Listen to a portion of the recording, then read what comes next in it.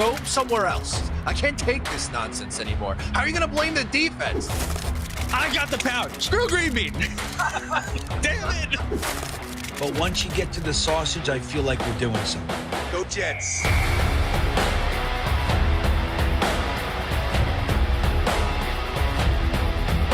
And that's the other part of it is the people are insanely jealous of this show. This show gets the best of the best, and it does a different way with positivity.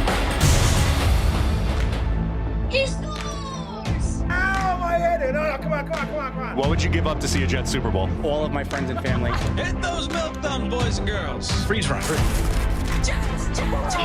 Hold on to your underwear, ladies, and stand by, bitches. It's now time for Talkin' Jets with your hosts, Matt, Ryan, and Green Bean. With your hosts, Matt and Ryan, because Green Bean's not with us tonight. Welcome to Talkin' Jets. My name is Ryan. I'll be your pilot tonight. I'm joined alongside my lovely co-pilot, Mr. Matt O'Leary. Matt, how you doing tonight?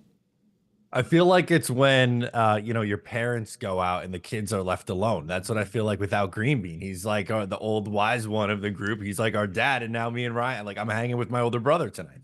That's the move. This is great. It's like, I want to feel like it's like Home Alone. There's going to be some burglars. We're going to lay some traps with the cars underneath rugs and things like that. Yeah, pizza rolls are going in the oven as we speak. Bam. Boys and girls, we're going to have Dom C in the building with us around 9 o'clock or so. He's got some stuff going on, but we'll talk a little draft, some stuff going on around the league, things of that nature. In the meantime, while we await his presence. But if you guys are just popping in here, make sure you hit that like button on the way in. It goes a long way to support the channel and just tell people that this show is worth watching. At least we think it is.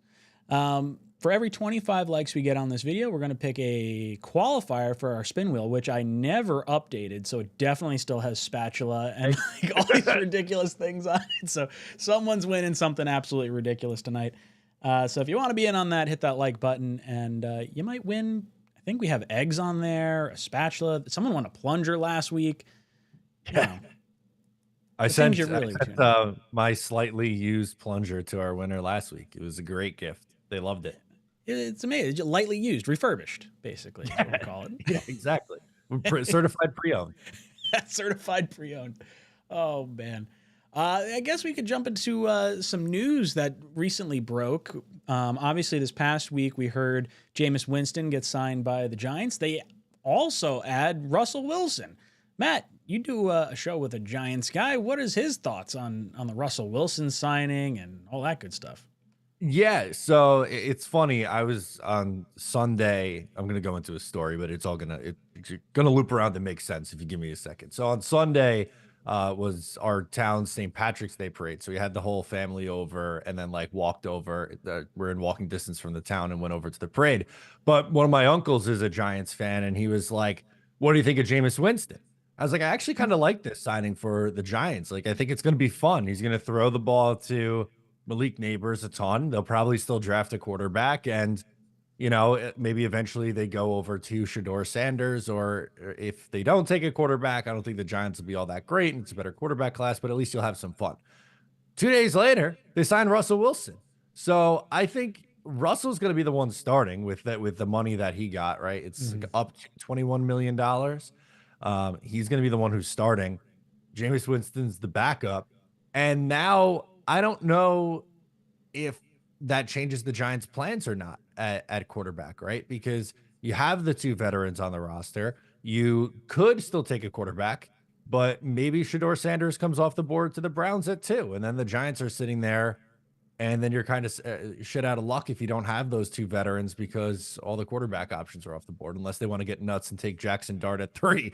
But I wouldn't advocate for that one. But yeah, I think some Giants fans are happy because it's an upgrade over the quarterback situations they had the last probably 2 years. But I don't necessarily know if this is stopping them from drafting a guy this year, if they like someone and they're available, but at least it gives them some insurance if for whatever reason that doesn't work out. Yeah, that's exactly how I took it as well. I feel like this is almost a little bit of additional cover. So like if the Raiders were thinking about moving up to 2 or some kind of finagling within the top 2 picks, the Giants are at least in a position where if both quarterbacks go off the board, which, spoiler alert, Dom C thinks it's going to go quarterback 1-2, then they're not left holding a bag and being like, dang, we didn't get our guy. I still think it's very likely Shedeur Sanders comes off the board at number 3. I think both these contracts I think they're only at most 2-year deals. And I think Winston might have been 2 years. Yeah. I didn't see, what were the years on Russ? Was it just the 1 year? It was the 1 year and up. The wording was up to $21 million. I think the base is like 10.5. So obviously a lot of incentives on that one. Yeah, and not to mention, him only getting $10 million basically tells us that Justin Fields is twice as good as him, which I'm going to take to the bank every damn day. The battle of Steelers former quarterbacks in New York. We got the better Steeler quarterback. What a sad state of affairs. Jets and Giants fans like, we got the better shitty Steeler quarterback. We'll have to make some kind of we'll come up with some ridiculous shirt that you could flaunt in front of your Giant fan friends. It's going to be great. Yeah, look, I mean, overall, I think if I was Jameis Winston, I'd probably be a little pissed off. Not going to lie. I'm signing for a little bit, lower end deal unless he was told hey, we're bringing in additional quarterback competition. Maybe he didn't realize it was going to be an additional veteran quarterback. Probably thought he was going to be able to, maybe hit some of his incentives throughout the year or at least ball out with Malik Neighbors. That was going to be a fun year with Winston.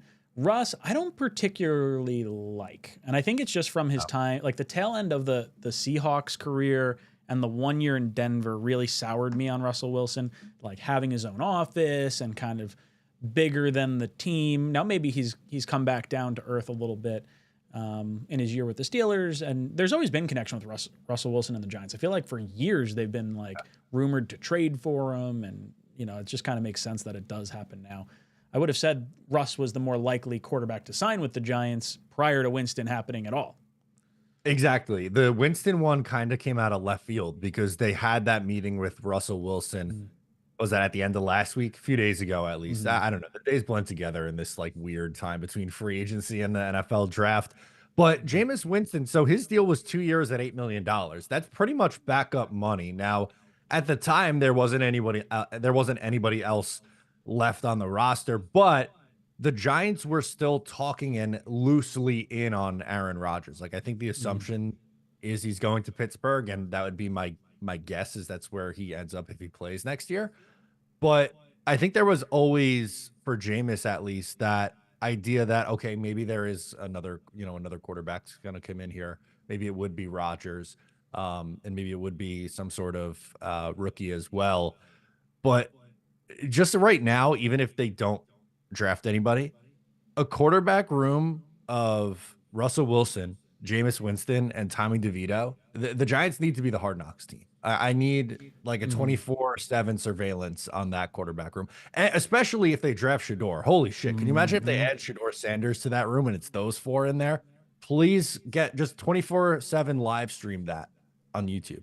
It's going to be great with them and Malik Neighbors. It would be a fun locker room to kind of see what's going on. Not to mention Daboll's kind of on the hot seat and the drama and theatrics that could go into it. That would be a whole heck of a whirlwind. And I do think Shedeur is still likely to go there.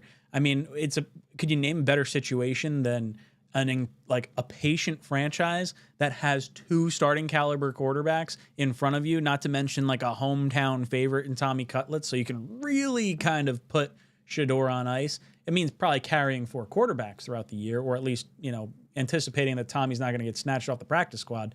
But I think I'd be all right if I'm a Giants fan with this. Yeah, I think so. And look, I know that people have mixed opinions on Shedeur Sanders, but it feels like the Giants are really in love with him. They went to not only so many games, but they were at practice. Joe Shane was at practices for Colorado this year. That's pretty unheard of. We don't really see a lot of reports that general managers are at practices of colleges watching guys. But that was the case for them. And both Dion and Shedeur have been pretty vocal about wanting New York and meaning the Giants. I think it'd be genuinely a good spot for Shedeur because, as you said, the pressure is not there right away. And I do think him being taken 3rd overall is probably a little overdrafted for where his talent is right now. but I'm not gonna lie, he does have potential, and I think the best case scenario for a guy like Shador would be to sit and work on the things that give him some trouble in his game, and maybe he's ready to take over in year 2. Russell won't be here; he only signed a 1-year deal, and then you're going into 2026 with likely Shador as your starting quarterback, and then the insurance policy of Jameis Winston behind him. So we had talked, I think it was 2 weeks ago now. Matt was saying Ryan over under 3.5 quarterbacks taken in the first round. I was super wishy-washy on it, and then Jalen Milroe comes out and runs like a 4.40 or whatever the hell it was. Jackson Dart's got rumors to the Jets and all these other things going on. Would you like to revisit this? 3.5 Sure. over under. I'm still taking the under on this. So if you want to take the over, like I just think it would be a fun gentleman's bet for when we're hanging out for opening night of the draft and just talking about it and be like, all right, is it only going to be the 2 quarterbacks that go? Does a third and maybe a fourth sneak in? I think I will say I'm still sticking with the under, but I think the percentage went up a little bit since the last time we revisited this. So the odds would have shifted if this was an actual line. Yeah, 3.5 is a tough line. I'm not going to lie, but I do. In the end, I feel like I was stunned that Nix and Penix and who was the other quarterback? There was 3 quarterbacks that went higher than McCarthy. All 3 of them went way higher than I thought they would. Now, granted, people had that class draft ranked a little bit higher than this class, but who knows? I mean, it could go any which way when quarterbacks are involved. So I'm going to take the over. I'm going to say Milroe and Dart wind up sneaking into the first round, and we'll see if I'm eating crow on draft day. It's going to be fun. I really can't wait to hang out with you guys for the 3 days of the NFL draft. It's my favorite thing that we do every year on Talkin' Jets. It's honestly the most fun. The chat is rocking the entire time. The reactions to each of the picks is absurd sometimes. When the Patriots drafted that friggin' lineman and we were like, what happened? It was like 2 years ago. We were like, who was the pick? What was that guy's name? Cole Strange. Or Cole Strange. Cole Strange? Something strange. And then was it McVay that was just making jokes about it? Like, we didn't even have this guy on our board. Yeah, because no, I think they didn't have a first round pick. And they were thinking like maybe they didn't have a first and second round pick, but that was someone that they were considering with wherever their first pick was, whether it was the second or third round. And then he was off the board to the Pats at like 20 something or whatever it was. And that was, I believe that was the joke, if memory serves. I'm looking at the chat and I'm just seeing Jets want no cutlets. I see cutlets are done. I see Sanders going to be a Brown or a Steeler because you can see a Hall going to the Giants. Pittsburgh might take Howard in the second round. I see, where was the other one? I just saw something about the Steelers. Oh, looking forward to Aaron Rodgers screwing over the Steelers. Do you think there's a chance that Rodgers just like, I'm done, I'm retired, and the Steelers are just like, crap? Is there a chance? Of course there's a chance. We're almost into, draft month at this point, and he still hasn't, made a decision. So yeah, of course there's a chance. Maybe he goes, you know what, I'll retire, and then a quarterback gets hurt. Or maybe we find out like in July that JJ McCarthy isn't as far along as he thought. He'd be like, oh, okay, yeah, I'll come out and play for Minnesota. I'll show up in July. And yeah, Alan Lazard, you want to come too? Let's go. Would you put a percentage chance on Rodgers being a starting quarterback week 1 of this year? If you had to take a guess. Anywhere, doesn't matter where. Yeah, I'll say 70% chance he's starting, 30% chance he's like actually retired and not playing. I feel like that's probably a pretty strong percentage thought process. Like it feels like because Russ wound up going to the Giants and Fields came to the Jets, like the Steelers are really putting all their eggs in the Rodgers basket. And I don't think they do that with as loaded a roster if they didn't feel like they were going to have an option at quarterback. I do still think they're going to draft Milroe at 21 or trade up potentially in the first round. I think that's the team, if I had to pick one, that would like circle them. I feel like they're probably pissed off at having to deal with Lamar Jackson for the last 6 years, 7 years, whatever it was in Baltimore. This is their little dose of payback almost. Yeah, and at least in that situation, like You wouldn't have to start Milrow right away. Like you have Aaron Rodgers. He'll be your quarterback this year. And then maybe you're looking at Milrow as the guy after that going forward. 100%. We did hear some other news prior to coming on the stream, and that was Stefan Diggs going to the Patriots for 3 years, $69 million, which when I first heard that, I was like, holy smokes, that is a crazy ton of money. Guaranteed money wound up being, I think it was $26 million. So it's probably more in line with like a fully guaranteed first year with like a little bit of spillover into next year and some void years and whatnot. I don't particularly like Diggs at this point. I feel like the injuries and the headaches that he's had in 2 different locker rooms, potentially 3. I don't know. I don't really know what his time in Houston ended up being like, but it seems like an overpay for the Patriots. What do you think? Yeah, it was a short stint in Houston. I don't know if he had enough time to wear out his welcome in Houston. He only played 8 games, 496 yards and 3 touchdowns. So he was having an okay season there. They had a lot of weapons, so they were spreading the ball around. But I think how things ended in Buffalo, he got cold down the stretch there. But he's going to turn 32 this year. He's coming off a major injury. He's probably not going to look right until halfway through the season. So I think this is really a deal where they're trying to get something out of him next year in 2026. But at the same time, like he's going to be another year older at that point. What does a 33-year-old version of Stefan Diggs look like? Yeah, I mean, for the Patriots, I don't know how much they're gunning for a playoff spot right now. They also had a crazy ton of cap space. What are their current cap numbers? Patriots currently have, I don't know, this probably doesn't take into account the Diggs deal. They're at $80 million, $81 million prior to this deal. So they got a lot of money to burn. They're going to, I mean, even if they roll over, money, they're going to have like $100 million in cap space in 2026. So they've got a lot of cash to burn. So maybe they just don't honestly care.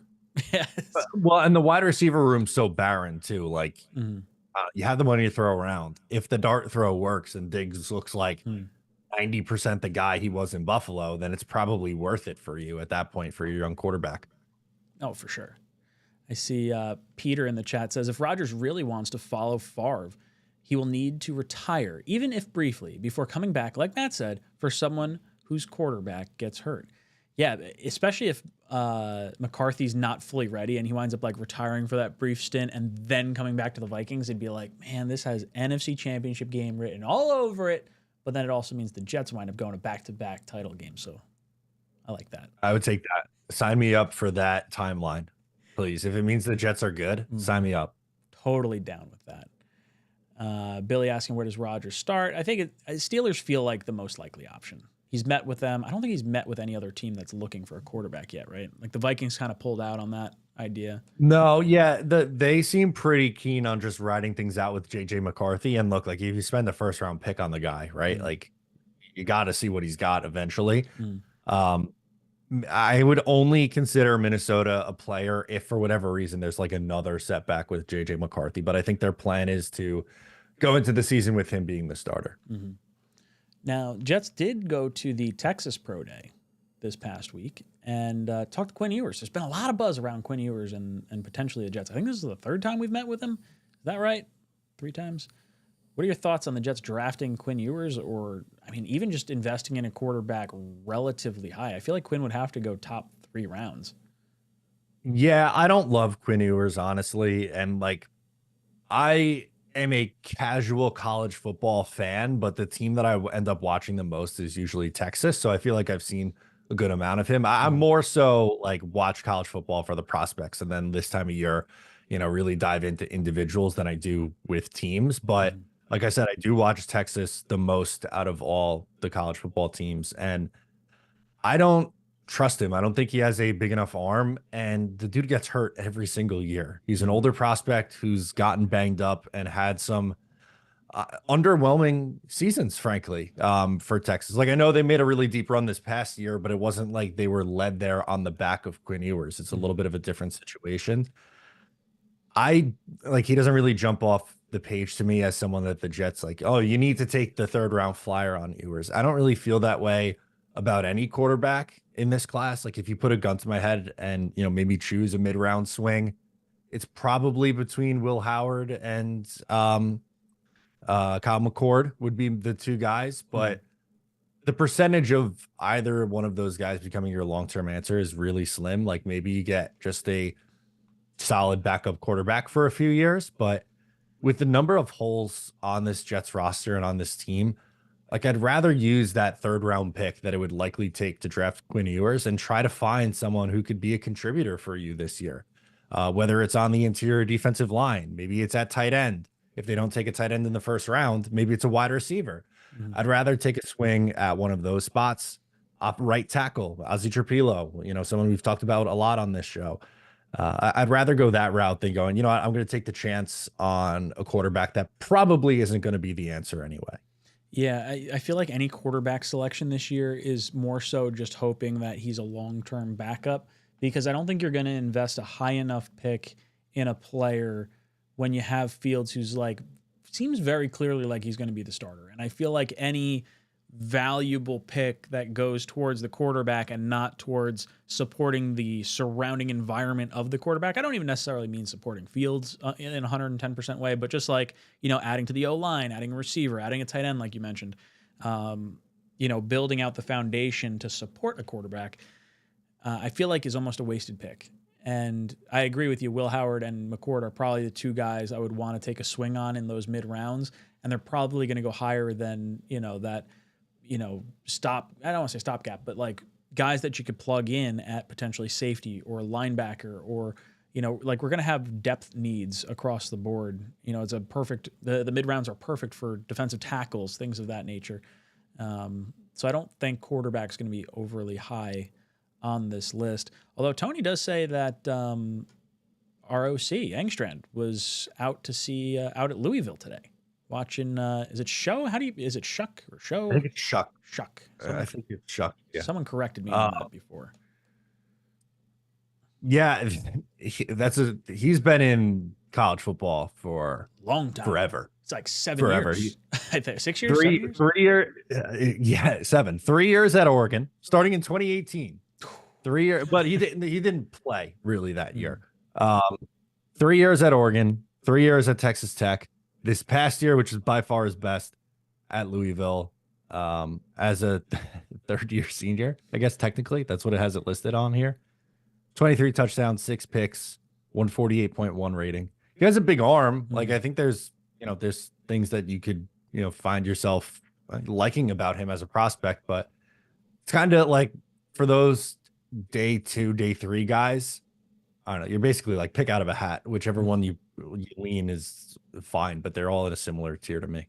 Yeah, I think at this point, I think you wound up going round 6 when Tigo and I picked last night. If you wanted to make a selection in the 6th round and you're like, hey, this guy has some long-term backup potential, and he has maybe a high floor, but he's already kind of established as to what he's going to be. I like that he went to 3 basically passing schools, so it's has had some opportunities, or at least some diversity throughout college. Not dissimilar to a McCown or a Fitzpatrick or something that bounces around the league and gets a few different systems under their belt. I think there could be some degree of value in that, but I wouldn't put a whole lot of stock in him, I don't think. Let's see, just going through the chat, seeing what else we got going on. Any other players at Texas, speaking of the pro day, anyone else that sort of jumps out at you? I don't know if we mentioned on this stream or if it was prior behind the scenes. Golden is a receiver that could be had in the 1st round if the Jets were to trade down, maybe even a surprise pick at 7. Who knows? Crazy fast wide receiver. I was going to say, I think 7's too early, but if you're trading down, which is an option a lot of Jet fans like, that's a player that I think would be in play.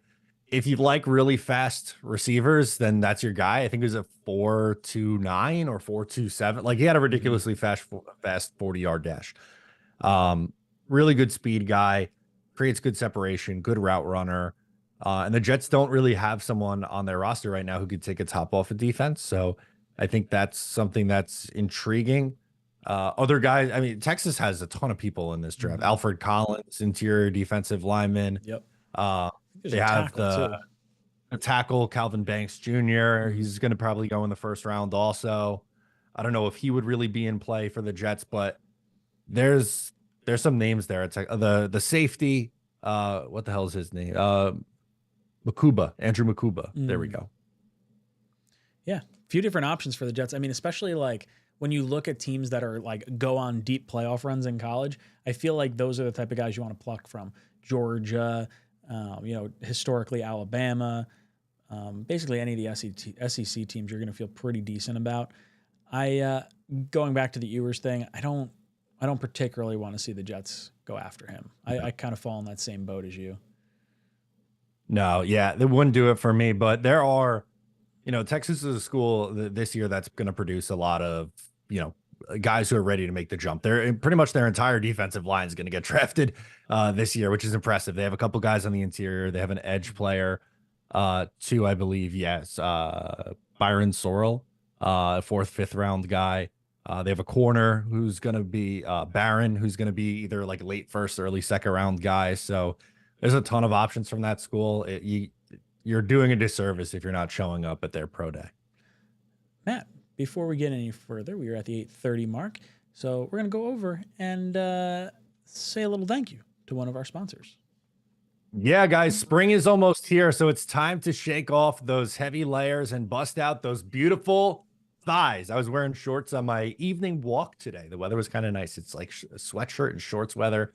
Whether you're on spring break, heading to a backyard barbecue, playing around the golf, or delivering a podcast ad read like me, Chubby's has the styles for any spring occasion with a variety of bright and comfortable polos and high quality thigh exposing shorts. Chubby's has the styles to fit whatever spring vibe you're going for. Taking that well-deserved spring vacation, Chubby's has the ultimate training shorts for you. Looking for a more casual, comfortable fit? Walk in the park, Chubby's original shorts gives you that classic feel with a modern look.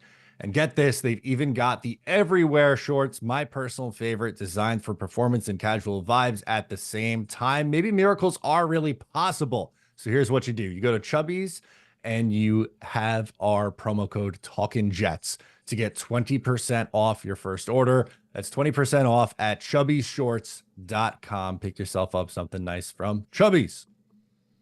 I love it. Chubby's, thank you so much for sponsoring the show. Greatly appreciated. Some really comfortable gear. I wear their pants actually all the time to work. They have a really nice, stretchy four-way stretch pants.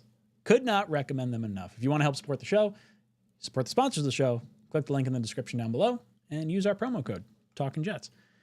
I see Chris in the chat says, unless we get an overpay at 7, we will use that pick on anything but a quarterback. What would you say the percentage chance is? We've heard some Jackson Dart rumors and whatnot. What do you think the chances are the Jets take a quarterback at 7? And if they were to take a quarterback, who would that quarterback be? Let's say Sanders and Cam are off the board. Then it would probably be Jackson Dart. That would be my guess. I don't know. I'm gonna say 5% chance that happened. Maybe less than that. That might even be too generous. I think it's very, very slim.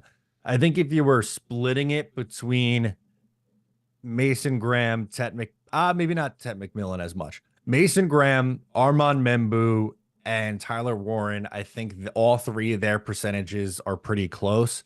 Then there's a little bit of a step down. I would say Tet McMillan's that next sliver. Then I think there's like miscellaneous edge defensive line players after that in another sliver. And then like a tiny, like you have to look in the corner of your little pie chart and you see quarterback sticking right there. Basically the jersey sliver on our spin wheel. Yeah. is the quarterback. Precise. Exactly that. So you got about as good of a chance as hitting on a jersey as the Jets taking a quarterback in the draft. Yeah. I'm going to go with Milroe. I think if there's a selection at 7 for the Jets and it's going to be a quarterback, if that's what winds up happening, I think Milroe would be the selection because of just providing such a wild athleticism and the way we talk to him at during the 40-yard dashes at the combine and bringing on fields. It just feels like it might be going in that direction, but I don't think we're taking a quarterback. I agree with you. 5% chance might even be generous. I will shift my percentages on your thoughts, though. I don't think Mason Graham is really, not that he's not on our board, but I think the top two, I think it's very clearly to me, Membu and Warren. And I'd put both of them, if we were to say 30% chance on each, that leaves us a remaining 40% chance. Then I'd probably put like 20% chance on on a receiver. I don't know if I would put it all on Tet McMillan because I do think the top 3 or 4 receivers could really go in like any order. It might be like which guy do you like the most and which fills a bigger need. And Golden might wind up filling that need if we need that burner over the top. Yeah, as much as I like Tet and the size and everything, I could see that argument. And then I'd probably Mason Graham would probably be just below Tet McMillan for me as far as like percentage chance of it happening. Just because like, yeah, I don't know. I feel like it's got to be a statement pick, and I feel like to me, Membu and Warren more than any other player kind of fills this is what we want. We want a physical running team, whether that's like Warren being able to block like that, or we need, the blocking of Membu to say, hey, we're gonna support the quarterback and give our guy the most amount of time. Like those, I think I've like basically narrowed it down to those 2. Yeah, I think that's fair. And when you look at it through that perspective of who I think makes the most sense from a team identity side, I do think it's those 2 guys in Membu and Warren. The reason why I put Graham maybe closer to those 2 than you do is the interior defensive line I still think is a big need. They don't really have a full-time starter on the interior that they're playing next to Quinnen Williams right now. And I do think something Detroit did was, or not even necessarily only Detroit, but you look at the team like the Eagles who won the Super Bowl, they put such an emphasis on being deep at both offensive line and defensive line. I could see the Jets just trying to prioritize trenches on whatever side that is. But I don't disagree that specifically Membu and Warren seem to fit stylistically what this team is trying to be, maybe a little bit more than a Mason Graham. But I just think Graham, who's probably a top 5 player in this class, it would kind of be a surprise if he's there at 7. Maybe they would view that as like just too good to pass up on, and that's why it's closer. Yeah, I think that's fair because I mean he could go as high as 4 or 5. I mean it really he's a really good player. I could totally like understand why people would like to see that sort of come to fruition. I would really like to see the Jets sort of emulate like a hybrid between what the Eagles do and what the Ravens do to try and get as much out of Fields as possible. I really want to see them, put all that forward. And Lamar uses Andrews all the time. You saw Fields have some success with the tight end. I think that's why Warren really, I think to a lot of fans, probably stands out the most, gives you a little bit of help in the blocking game, is okay with throwing, okay with running, okay with blocking, okay with catching, like literally like just a very well-rounded tight end. Any thoughts to, I think he's in the chat tonight. I thought I saw his name pop up. One of my callers in the call-in show yesterday brought up that the center we brought in has a Pro Bowl incentive tied to his contract. And the thought that why would you do that unless this guy thinks he's actually competing to start, which would then lead you to think, okay, maybe Tippmann's going to guard and AVT's going to tackle, which probably gives more like emphasis to Warren potentially being at the top of the draft. Any thoughts on that? Yeah, that is interesting. I didn't realize that there was a Pro Bowl incentive for him. He did mention the Jets as a team that he wanted to go to because of potential opportunity, which I found surprising. The only thing that doesn't pass the sniff test with that is like, yes, there's a Pro Bowl incentive. Yes, he's a starter in Green Bay, but the money that he got tends to skew more towards backup for me. So I'm not saying that it would be the most shocking thing in the world if he did start because he has the experience. He was Justin Fields' center. Like there are some things that make sense, and then you could shuffle over the line. Not that I'm necessarily looking to do that. I'd rather honestly just keep Tippmann at center and AVT at right guard, but maybe the Jets feel differently. This new regime was not the one that drafted Elijah Vera Tucker. Maybe they view him more as a tackle than they do a guard. And if they feel that he could play at right tackle and they get the clearance from, the medical side that it's going to be all good there and AVT wants to do it, maybe they could go, we'll just slide, those 2 guys over. We have our center. We could add some depth maybe in the draft at the offensive line, but, we're not kind of pigeonholed into taking a right tackle 7th overall, and it changes kind of our approach in the draft. It's possible. It's definitely on the table. Yeah, and not to mention you got Olu Fashanu, Penn State left tackle. You bring in Tyler Warren, the security blanket for the quarterback. And there happens to be a Penn State quarterback coming out next year that Garrett Wilson has also liked posts from and things of that nature. So maybe Drew Allar finds his way into New York next season. I think the other point the caller made, which I thought was a good one, was we definitely had some concerns with Tippmann and his snapping throughout the course of training camp, like high snaps going, all over the place. And I feel like Rodgers being able to corral that and sort of have some composure to get the ball out quick was something that we benefited from at times that I don't know if Fields is going to be able to react in a similar way. It might be more of a panic at that point. And I think the degree of comfort that he has with the center might come into play a little bit more this year. Yeah, that's a good call out too. Fumbling has been an issue for Fields in the past, so I think that is something to take note of. I see Crossfire in the chat. What's up, dude? Says AVT needs to stay out of tackle within 2 games of switching. Both times he was injured. AVT needs to remain at guard. AVT needs to never, ever, ever, ever play a game at Mile High Stadium ever again. I don't care if it's like the AFC Championship game. Sorry, AVT, we need you for the Super Bowl. Like you're not playing in Denver. It's not happening. I'm sticking to that. I don't think at some point, and I think Dom may have brought this up. I want to talk to him about this when he comes on. But at some point, there's got to be some thought that AVT might just be an injury-prone player because he's been hurt at guard and he's been hurt at tackle. I don't know if it's so much the position change and the value that he's providing from like his 5th-year option this year, which is I think $14 million. That's a pretty expensive guard, and it could be seen as a beneficial tackle solution from a financial standpoint while also having a guy in there that's comfortable with Fields. Gives AVT an opportunity to show himself as a tackle going into a contract year. So maybe it's something AVT's on board with anyway. Yeah, I mean, tackles usually do tend to get paid more than guards do. So from his perspective, I would think he'd want to play tackle. I'm kind of more with Crossfire. Like I'm just kind of done moving him around. I just want him just make a decision and stick with it. That was essentially my thought last year. And I thought there was a better chance that he would be tackle a year ago. But they ended up, trading for Morgan Moses, and then they signed Tyron Smith and they drafted Olu. So they pencil him in at right guard. And at that point, it's like, okay, this is just what he's going to be. Let's leave him alone. And he was good. He was very good last year at guard, I thought. So again, my thought would be just leave it, let him hang out there, be a guard. But there's no way for us to know right now if the Jets and Darren Muji and Aaron Glenn, who said they were going to evaluate everyone on this team, did they view that the same way? Or are they going into this going, well, we might be able to get someone in the mid rounds at guard that we like as a long-term potential option, but I don't know if we could do that at tackle in the 3rd round, where we want to add a Tyler Warren or Ted McMillan, let's say in round 1, a pass catcher, because that's so barren right now on this Jets roster.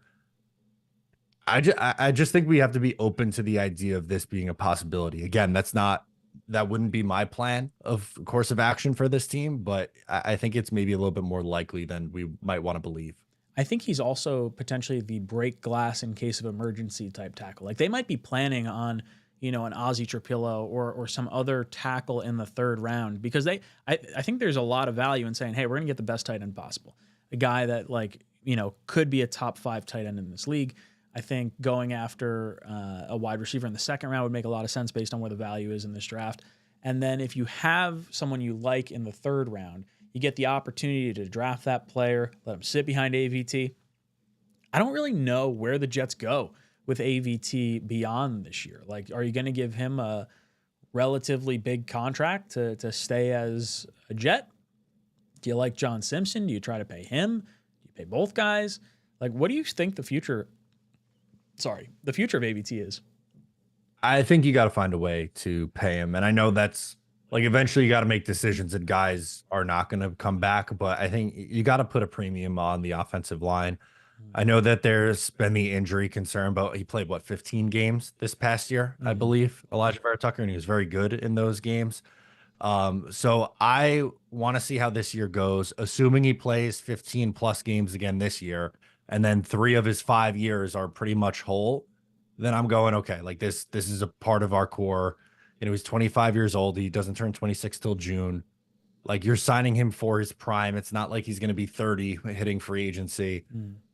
Good teams to keep their good offensive linemen together. And I just think if he plays the way that we think he can and he stays healthy, I think he's someone who's got to stick around. Travis, thank you so much for joining the OnlyFans.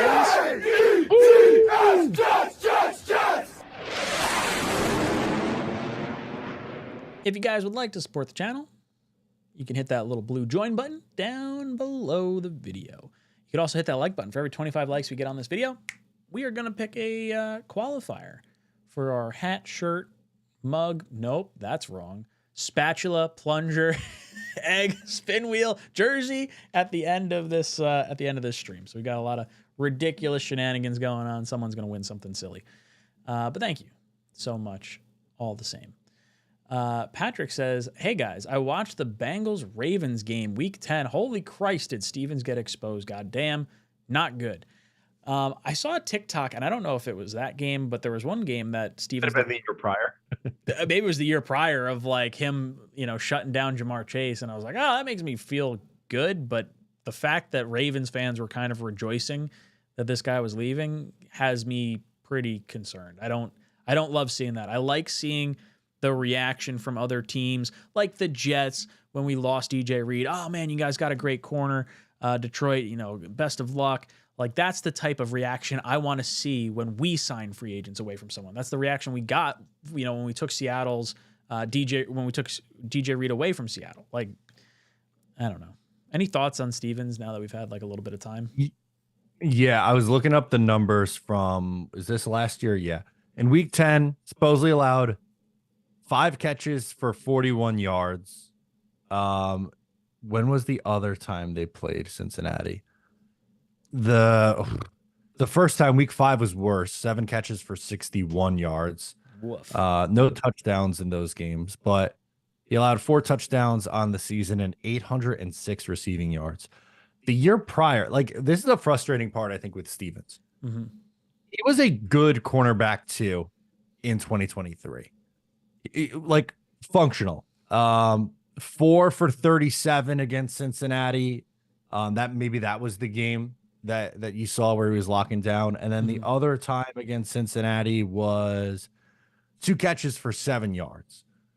So 2023, again, numbers much better if you look at some of the analytics. The reception percentage was down. The yards were down. He had 2 interceptions. The passer rating against 79.4, only 4 penalties. Like, that's a respectable cornerback 2 numbers. Last year, 806 yards, a 107.4 passer rating when targeted, and 7 penalties. That's an issue. So if you get 2024 version of Brandon Stevens, it's not going to go well, and you're going to be looking to get out of that contract after year 2. If they get the 2023 version, if that's what Aaron Glenn thinks he can get out of him, you might have a pretty functional second, running mate for Sauce Gardner here. Yeah, it looks like PFF, I am always leery on the stats that they post, but they had him at 926 yards given up, 5 touchdowns given up, and then the year prior, 814 yards, but he only had 2 touchdowns given up, had the 2 interceptions, and the passer rating against him was like 30 points lower, which is obviously a good thing. That's a huge difference. That's a massive difference. Would love to see him get back to that. I think having Aaron Glenn as a head coach, I'm hoping that the secondary pieces that we've added are going to be able to take a little bit of a jump. I'm hoping Sauce is able to, grow a little bit more as a player into his next, step up in his prime that we're looking to do. But yeah, Patrick, I would say that's not doesn't make me feel warm and fuzzy by any stretch of the imagination. Havmu says Russell Wilson be throwing that moon ball in MetLife in 6 months. Good for the G-men. All good. It's going to be a fun offense to watch, I think, for them. I feel like the Jets and Giants this year are significantly more likable as franchises. Rodgers was seen kind of as like this dark cloud hanging over by like other fans, not necessarily Jet fans. Jet fans were pretty, excited to have him back and see what it could potentially be. But I think there was very much a clear, like, I don't want to say disdain, but like we didn't really like the Jets. We were a little bit more the bad guys because we were enthusiastic without having done anything. And the Giants, having Daniel Jones and really no quarterback play, has just kind of been a barren wasteland for the last little bit. And at least this year, I'll be honest, I was looking forward to watching Jameis sling it with Neighbors. I would say I dislike Russell a little bit more than that, but between the two teams, it should be a more interesting year. One thing about Jameis does this too, and I agree, Jameis would have been more fun than Russell, I think. But Russell's proven that he's not afraid to take chances down the field. So I wouldn't be surprised if we see a few 50-plus yard touchdown passes going the way of Malik Neighbors this year. Yeah, man, that kid is special. I see Gator Needs Gat drops in, says, hoping that quarterback at 7 is smoked to lure a trade out. How low would be okay dropping to pick up a 2026 first rounder, and who would you like at that pick? So let me pull up the Tankathon board, and we'll just take a look at what this looks like here. So if I'm looking at this like midsection here, so obviously the Jets are sitting at 7. I would say I would like to go back somewhere to, not that I want to go back, but I think you'd probably have to go back to like the Seattle, Pittsburgh, possibly Rams pick to really get like a haul. I wouldn't want to go back to the Rams just because that's like really, really far. But I think Seattle and Pittsburgh, you can kind of convince that like, hey, there's quarterbacks that are going to go. Hey, Seattle's calling about a quarterback right now. Like, you want to come up, you can get it for a premium price, as like, meaning you're not going to give up as much as you would give up in maybe other years. Like the Jets might be all right taking some degree of like a quote unquote loss on value to get a 2026 first round pick out of Pittsburgh or Seattle in 2026 that helps us get a quarterback next year. And then if we were to slide back that far, I'd be thinking probably tight end or receiver. I'd be probably thinking Loveland at that point because Warren's probably gone. Golden, 𝐒𝐫𝐞𝐞. And again, I don't particularly want to go that far back, but if it nets me a first round pick, I'd kind of understand. I think 20, which is the pick before Pittsburgh, is probably your threshold to get a first round pick for next year. I think anything else, like if we're looking in the Cincinnati, Seattle range, I know it's not that big of a difference. It's probably only, their second round pick and maybe another later round draft choice in this year. But if you're dead set on wanting a first round pick, you're going to have to probably move down at least 15 spots, I would think. It's going to or maybe not 15. 15 might be a little bit too much, but 13 spots to do that. And then like players to target, you just mentioned a few of them. I think 𝐒𝐶 would be my favorite, the wide receiver from Ohio State. Maybe you're looking at what's his name, the tackle from Oregon, Josh Connerly. If you still don't have right tackle figured out, maybe that's what you're doing. So you move down and get your right tackle. But I would say 𝐒𝐶 would probably be my target at that point. Is there a team that you think the first round pick isn't worth the trade down for? Like, to me, I think Seattle and Pittsburgh have the potential to really not be great teams next year. Like, Seattle's the one that I would kind of hope comes up. Pittsburgh, very good team. Adding Rodgers could mean it's a late first, but could also maybe blow an Achilles and net you a top 10 pick. Like, who knows what winds up happening? Rams, I think, are probably a pretty good team. And then you're talking like, I mean, I don't know if Detroit's coming that far up. The way, so last night's mock draft Monday, the theme was trading out of the first round or towards the back end of the first. And the way Tigo and I handled it was, hey, we're going to trade with the Colts first. They're coming up for Warren. And then we're sitting at 14. We're like, okay, now we're going to drop from 14 back to, I think it was 28 is where we wound up going. And I will just flat out say, I hate the idea of doing this. I do not want to go this far back. No, I don't either. I think they need to come away with someone towards the top of the draft who could be a more immediate impact guy, which is why I think I'm drawn to like Tyler Warren and Armand Membu and Mason Graham, because, you know, this roster, yes, it needs a lot of work. And you could always go, well, you trade back and you get more picks, but I'd rather have at least one premium dart throw than, you know, the 3 steps back and then throw in the dart because I have a pick that's 20 picks later than I originally had. Yeah, think about this is going to be the most ridiculous analysis I'm going to give right now. But let's say you're in a windstorm and you got a little tiny water squirter and you're trying to hit your target. I'd rather hit the water balloon and hit this person square in the chest with a water balloon and know I hit my target with someone like, or feel like I've hit my target with someone like a Membu, a Warren, Graham, something like that at the top. Then like maybe I got 2 little water squirters I'm trying to shoot and I'm not getting you wet at all because the wind's blowing. It's like pissing in the wind. That's a stupid analogy that I just made, but that's all right. I know what you meant. I think that's a valuable point to bring up. I see Crossfire in the chat. Thank you so much, Crossfire. Donates 5 Talkin' Jets memberships, and we see Mutt Viles, Indy Jets, NY Jets, Florida, Mike Rubio, and Isaac all getting gifted memberships courtesy of Crossfire. Guys, make sure you drop in those JETS emojis in the chat to show your support for myself, Matt, and the Talkin' Jets channel, and give some Crossfire a little bit of love in there. He's a good person. Oh, and he's got the rigged emoji. What a jerk. Rigged. I'm curious what the mock draft. I like going over to Tankathon. Tankathon for me, especially from like a mock draft perspective, I feel like they're usually like pretty spot on. Like I do like how this is shaping up. Like I think that's probably how the top 7 ultimately, at least the top 6 go. I'm not entirely sure where we go at 7. I'm pretty much in the dark as far as like Warren or Membu, or I should say indifferent. I don't know. In the dark's probably not the right term. But thoughts on how they have the top part of this draft breaking down? Yeah, looking at this, I don't have very many gripes.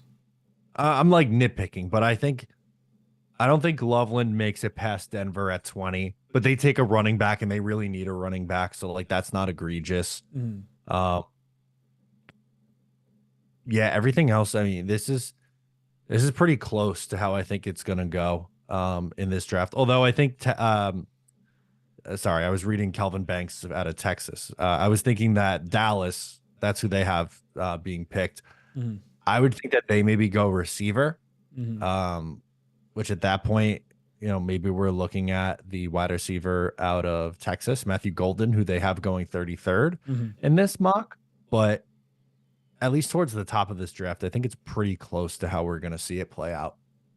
Yeah, Miami with Malachi Starks. Obviously, they just lost Javon Holland, so that makes sense. Just scrolling down, I feel all right on most of this stuff. I'm pretty sure Minnesota, did they lose the safety that we were talking about that we wanted? Where the hell did he go? Yeah, I don't know where he signed, but I feel was it like, Indianapolis? Yes, I don't know. It is Indianapolis. Indy's where he wound up. Yes. I don't particularly want to see the Jets go corner in the second round. I'll say that much right now. No, especially with some of the players that Mason are still Taylor. there. Although Tyleek Williams goes 2 picks before them, but like Mason Taylor, Xavier Watts, they really Jaden don't. Higgins. I was gonna say they don't really have the tight ends overly high. See, Crossfire throws in here. You go, rigged. There's a big old jerk over there. Yeah. We love you, Crossfire. Thank you for dropping the emojis in there. That's a favorite. You know who we got behind the scenes right now? Oh. Speaking of mock drafts. Seriously. It's a great person to be thrown in here. Mr. Dom C. How you doing, Dom? I'm good, guys. I'm a little under the weather, so excuse my voice. I'm still much more handsome than Green Bean, so happy to be on the panel. Agreed. Getting a little happy to be on the panel. Beautification. Yeah. The Talkin' Jets panel. How you guys doing? All right. I'm happy to be here. Bad. We're talking a little bit about the draft and some rumors and things of that nature. So I guess let's pull it back over here before we start talking mock draft and everything. What are your thoughts on? I guess first off, let's recap a little bit of like some of the more recent stories. Russell Wilson gets signed by the Giants. They've already had not Justin Fields, Jameis Winston. What are your thoughts on them adding him? Any thoughts that they still go quarterback at 3 at all, or where's your head at? I think it's safe to assume, which I did assume for a while now, Ryan. Remember we talked about it, that the quarterbacks are going 1-2. I know. That the quarterbacks are going 1-2. I don't think it precludes them from taking a quarterback. I just don't know if it'll be at 3. I think they can, now at these two. And listen, I'll be the first to admit I was not over the moon about the Justin Fields signing, but I am even less excited if I'm a Giants fan with having Jameis Winston and Russell Wilson here, especially for that money. I mean, what is it? 16 million, up to 16 million for Jameis, 2 years, and up to 23 million or 21 million for Russ. It's crazy. But yeah, I think the writing's on the wall that quarterbacks are probably going to go 1-2. So they doubled down and said, okay, we'll take the best non-quarterback available, and then we'll worry about the quarterback later on, whether it's trading back into the bottom of the first for Jackson Dart or Jalen Milroe, or just sitting tight in round 2 and seeing what happens. I know that they had a big contingency, as did a lot of teams, but they had a big contingency at Louisville today to see Tyler Shuck throw. Talking about the Jets, or are you talking about the Giants and Giants? We're talking about the Giants. Yeah. Yep. Someone in the chat was saying that 𝐒𝐿_𝐰𝐰 was there as well.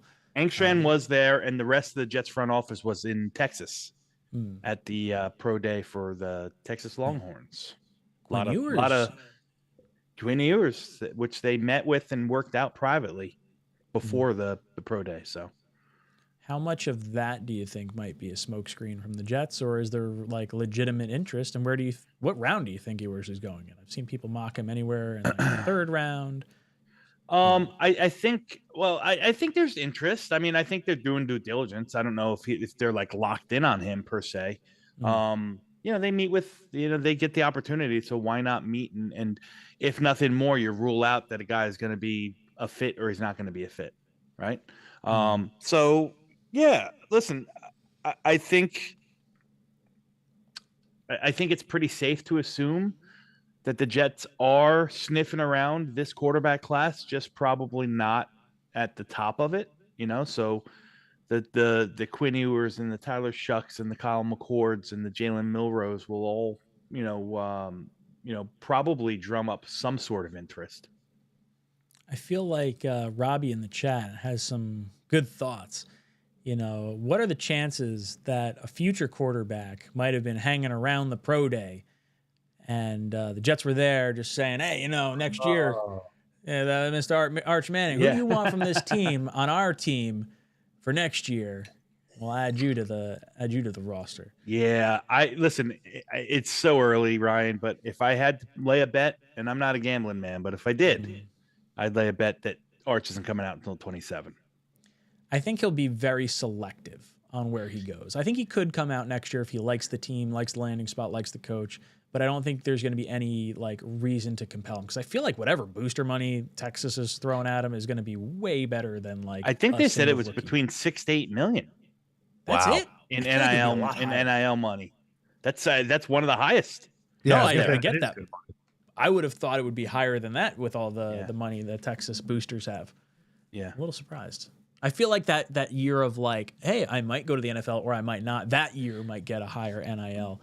Because right now he's kind of captured by the 3-year rule of being out of high school. So Correct. No real money that needs to be on the line. Yeah. For those of you guys that don't know, Dom and I have a friendly wager going that I said quarterbacks will not go 1-2. I think it goes Cam Ward and then Shedeur at 3. Dom's pretty confident that the top 2 picks are going to be quarterbacks. So if he wins, I owe him a round of golf. If I win, then he just has to come out golfing with me and buy me a round. I don't know if we made the.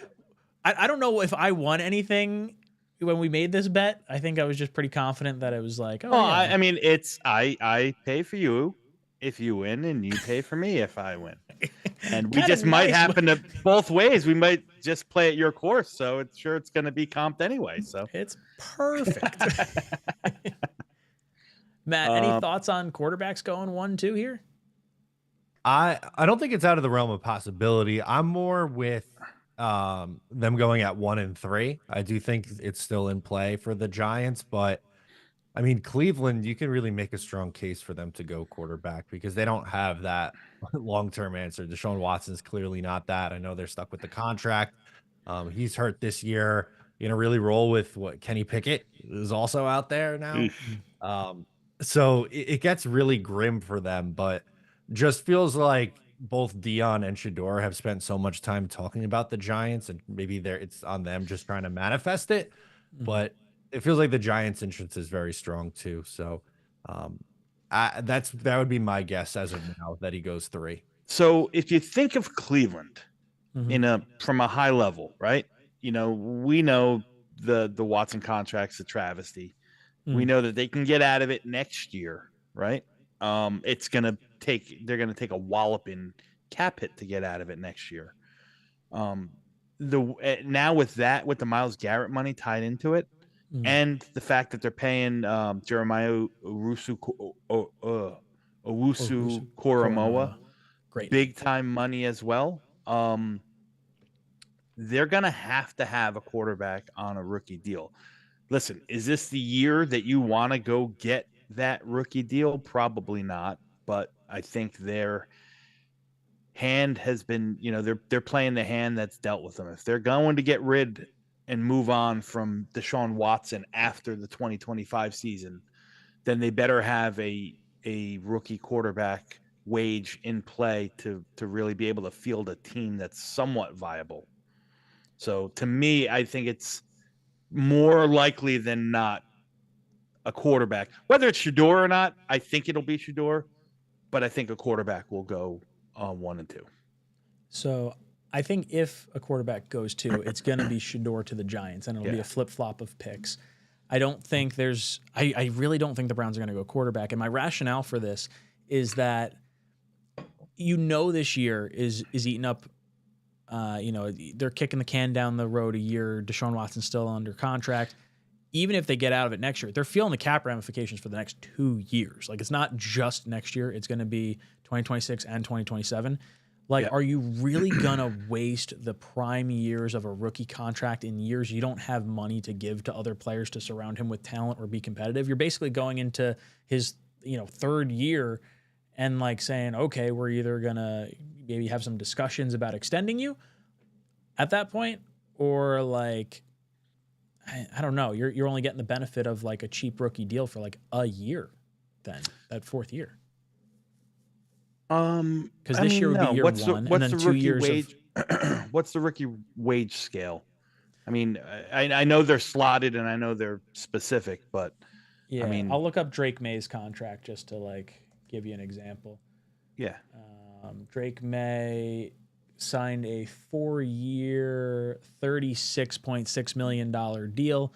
So cap hits are 6.6, 8.3, 10 million, and then like 12 million through the first 4 years. And then the 5th year option winds up being a little bit of a sliding scale depending on, Pro Bowls earned, playing time, all that stuff. They're going to hit the playing time. Pro Bowls probably a little bit tougher to get, but generally speaking, quarterbacks drafted that high are going to get a new contract before that 5th year option anyway. So Denzel Ward, not Denzel Ward, Deshaun Watson. I don't know why I said Denzel Ward. Deshaun Watson, while you look that up, I have his contract up. Yep. So if he is designated a post-June 1st cut in 2026, not this season, but next season. Yep. There is an $81 million cap hit with exactly 0 money saved. 0 money lost, 0 money saved. Mm-hmm. So they might have, if they move on from him next year, it's an $81 million cap hit. If they move on from him in 2027, now that 81 can be split. 81 can be split as opposed to 6-1 into 2 years. So it's really 40 and 40.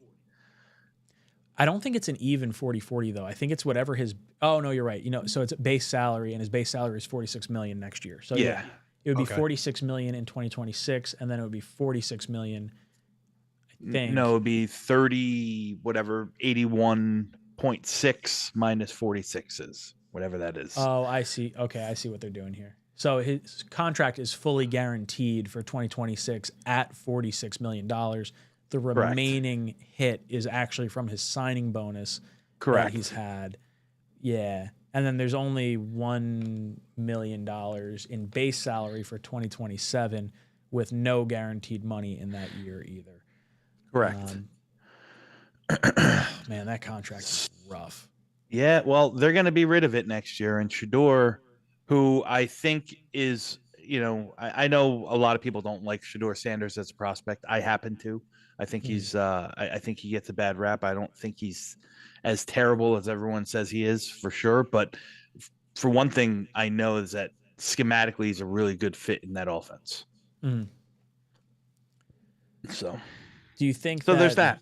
Dion allows Shedeur to go there. Like, I feel like they would make a stink about him being on the Browns. Like, that's why they're, to Matt's point, where they're bringing up the Giants constantly. And I feel like they're trying to get the Giants to maneuver their way into pick 2. And the Giants are almost setting themselves up to be like, no, we're good. Like, Browns, you're going to have to take a quarterback that doesn't want to go to you, or he's going to fall to us at number 3. Or the Raiders are going to have to trade up to number 2 to get the quarterback. It could be. I mean, that's not out of the realm. I could see that. I just don't see the Browns leaving the first round without a quarterback, whether it's sitting at 2 or if they do the flip-flop 2 to 3, maybe they take somebody like an Abdul Carter at 3 and then use some of that extra capital that they have to trade back in the first round and grab their quarterback. So that brings me to another point. Matt and I have a friendly little wager going. Oh, okay. yeah. Okay. First night of the draft. I'm not going to tell you the over-under number, but I'm just curious, how many quarterbacks do you think at the end of night 1 will have gone in the first round? Oof. I would set the line. I would set the over-under at 3.5. Oh, man. I would set the over-under at 3.5. I mean, I think it's a lock that 3 goes, and if I had to choose one, I guess I'd take the under. But I could see a 4th going, whether it's Milroe or somebody really that buys into the 26-year-old Tyler Shuck. You think Shuck goes that high? I think that's real. I think that the buzz around Shuck is real. Wow, for certain. Holy smokes! I would have thought you were going to say Jackson Dart going in the first round, but you think Shuck? Well, I said Jackson Dart is the 3rd. Right? I said if there's a 4th. I think Milroe's definitely going in the first round. I think that 40 time and him meeting with the Steelers, the Steelers and Seahawks are 2 teams, and even the Rams towards the 18, 22, and 20, what is it, 26 or 28, whatever the Rams are. Those are the teams to take a look at, as well as teams just trying to come back in from the top of the second. Like you mentioned, the Browns could potentially be doing that. I mean, is it totally out of the realm of possibility that the Raiders try to come up? I think, the Saints could be in play. I would say less so, but at 40. How's about this one? You close your ears. What if the Jets trade back in the first round? I don't want to do that, but it's possible. I'm not suggesting it, but it's not out of the realm. No, I don't think it is out of the realm. If there was a quarterback that could be there at the end of the first, is there one that you would gravitate towards more than another, Dom?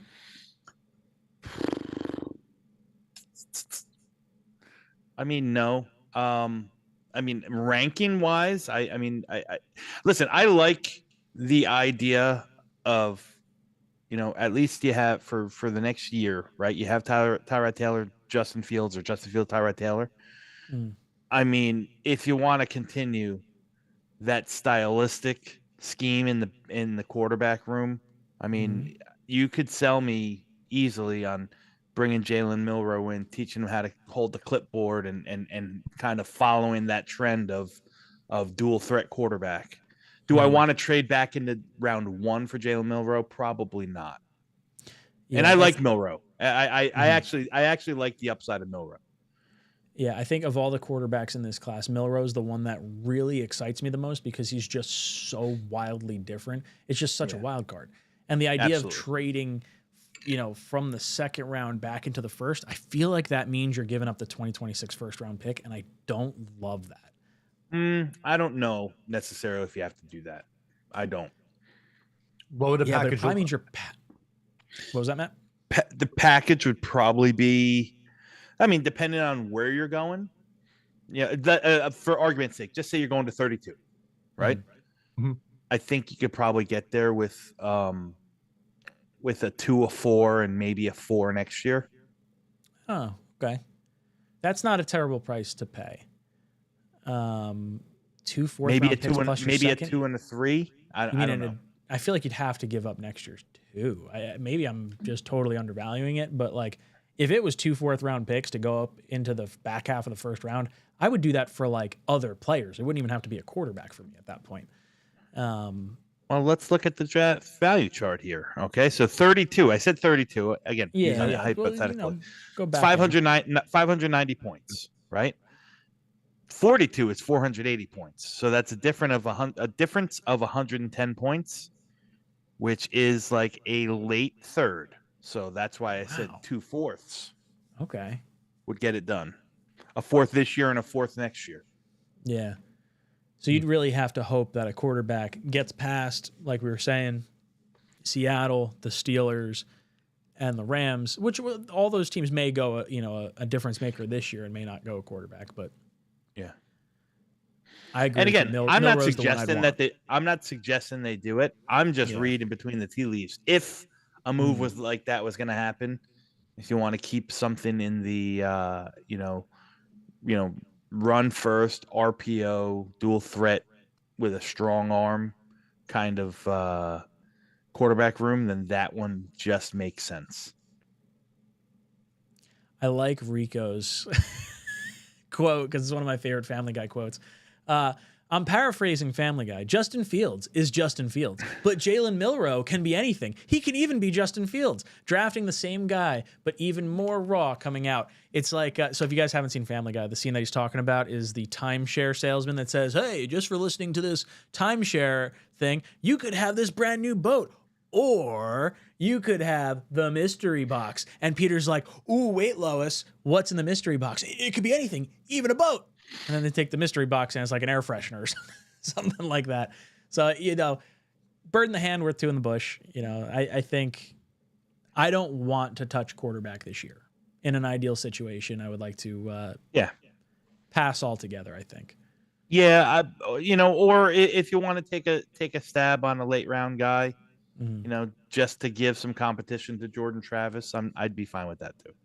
You might have just kind of answered this by saying who would be that 4th quarterback off the board and not really having a strong feel on it.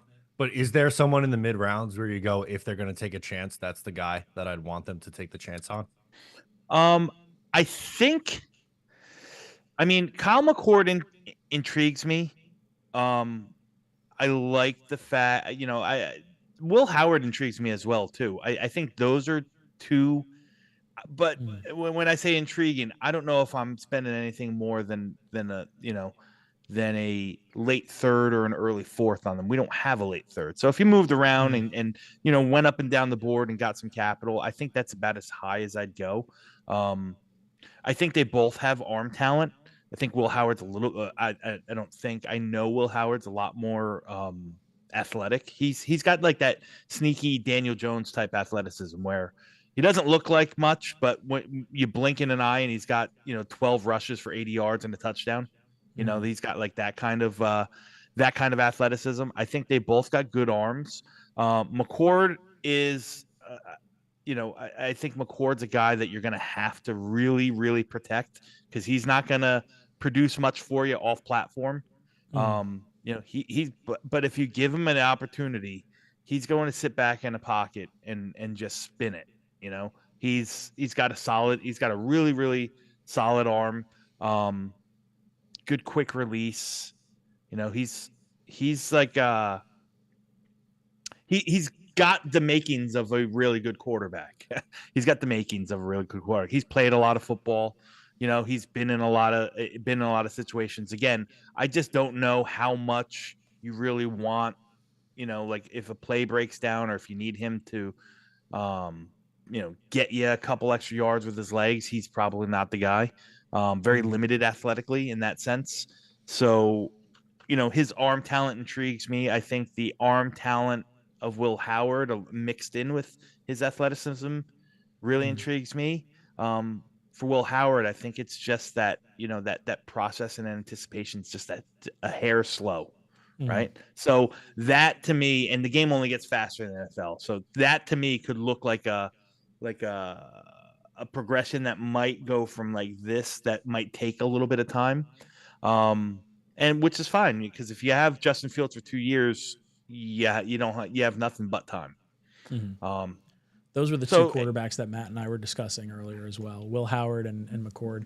McCord, you know, and man, I wish he was like a little bit athletic because if you wanted to take a stab on him in the 4th, 5th round, that's kind of where I'd feel more comfortable, because I do agree with I don't think he'll make the first 3 picks.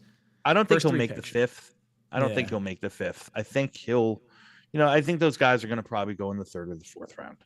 You know, and depending on how the board fell and what we did, wholeheartedly, I'm pretty confident that a lot of what we're seeing and what we're hearing, and a lot of the stuff that's getting leaked, leads me to believe that the Jets are doing everything in their power to trade to move down. Muji's gonna try to go up and down the board and try to pinpoint guys of value.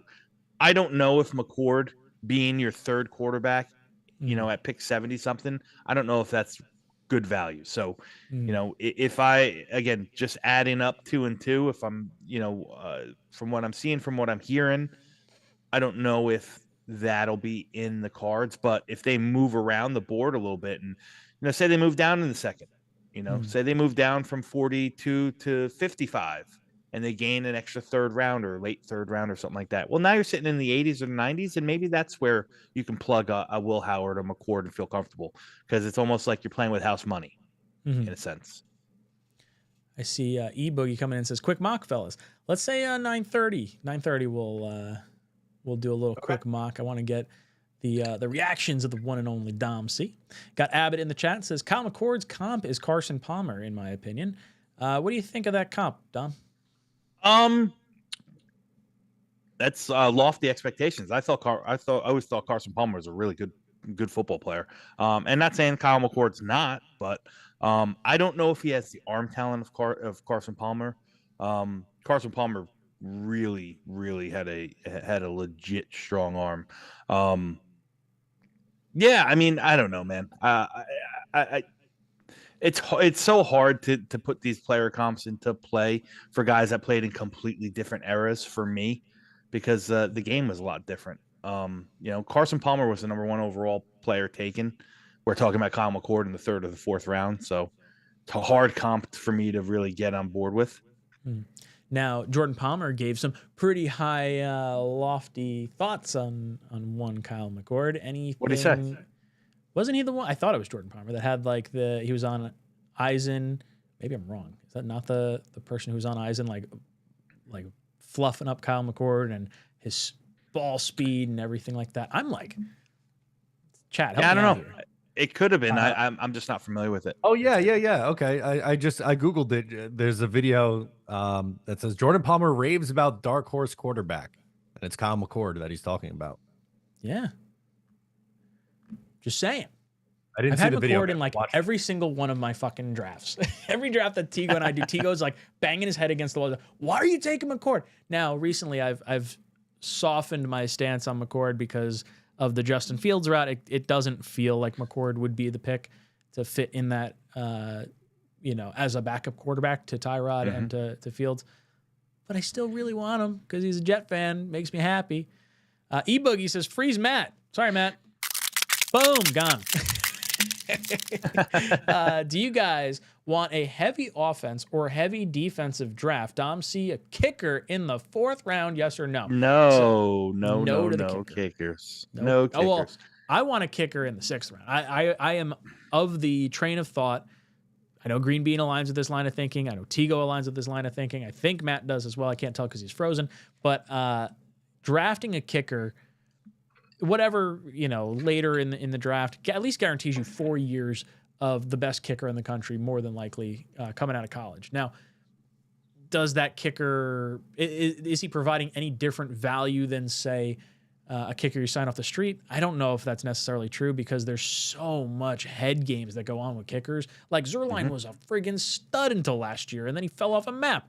Same thing with Tucker. Tucker was a really good kicker until like last year. And Vanderjack was an incredible kicker until he pointed at the sideline, said he was going to make a clutch kick, and then shanks it wide right.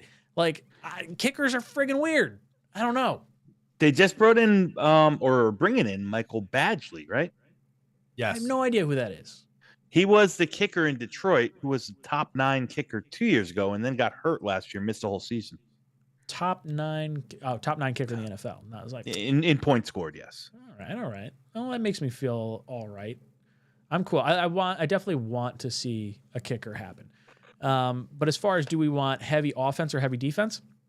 I'm going to say I want heavy offense early, and then after the 3rd round, I would skew it more towards defense because I think you can get more defensive tackles, linebackers, safeties, special teams guys in the mid to late rounds. And not that you can't get good defensive players in the earlier rounds. I think you'd have to spend some premium picks that I just feel like this year should skew more offensive to, 1, help Justin Fields, and to 2, have a foundation in the event Justin Fields is not the guy after this year for your quarterback in 2026. So I would say skew offense early, defense later. Matt, yeah, I'm then so. Matt, you first. I thought he was going to give Dom the old frozen screen now. Boom! He gets the green bean face. Oh, it's green bean frozen. Oh, no. I think I would skew offense as well early on. Like, I could see a path where it's, let's say, just for argument's sake, like Membu in the 1st round, wide receiver in the 2nd round, tight end in the 3rd round, and then they start loading up on some depth guys on the defensive side of the ball. I think that's more likely than them going like defensive line in the 1st round and then going like corner and then safety and leaving wide receiver and tight end and right tackle for later. They need a lot, and it's going to be hard to fill all of that in one draft, and especially early on in the draft because there's only 3 picks in the first 3 rounds. So if I had to guess, though, I think it will lean more offense first and then eventually get into the defensive side of the ball for depth. Not to mention, you kind of want to know what you have in Justin Fields this year. And if you wind up going all defense in a staff that, like, I feel like I would be trusting Aaron Glenn to help develop some of the defensive guys, and the offensive staff might need a little help with some of the premium positions on some of that side of stuff. So I would hope it goes offense early. Dom, nice to have you back. What do you think? Am I free to talk? You're free to talk. I'm free. I'll freeze myself to make it even. I'm so in tune right now with like tight end, wide receiver, offensive tackle in some order in the first three rounds. Like I can sell myself in that combination in a bevy of different ways. So I think, like Matt said, I'm or Ryan said, I'm much more leaning offense early, load up heavy on the defense. There's obviously some exceptions.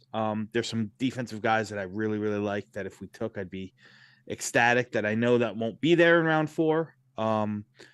Safety Kevin Winston out of Penn State is one. Darius Alexander's another, but I don't think we're going to be in striking distance for Alexander. So that might be moot. But I'm much more okay with, hey, let's get 2 weapons and let's bring in, if not a starter, competition for a core of 4 at right tackle within the first 3 rounds, and then you can let it roll. You can let it ride and take your BPA from there on for all I care. 𝐒𝐫𝐞𝐞 had the greatest dollar per frozen panelist that I think we've seen. 3 Frozens with $120 super chat. Thank you, 𝐒𝐫𝐞𝐞. You're the man. RTS says, I love Tyler Shuck. He's older, but with quarterbacks playing in late 30s, he's a sleeper. Watch.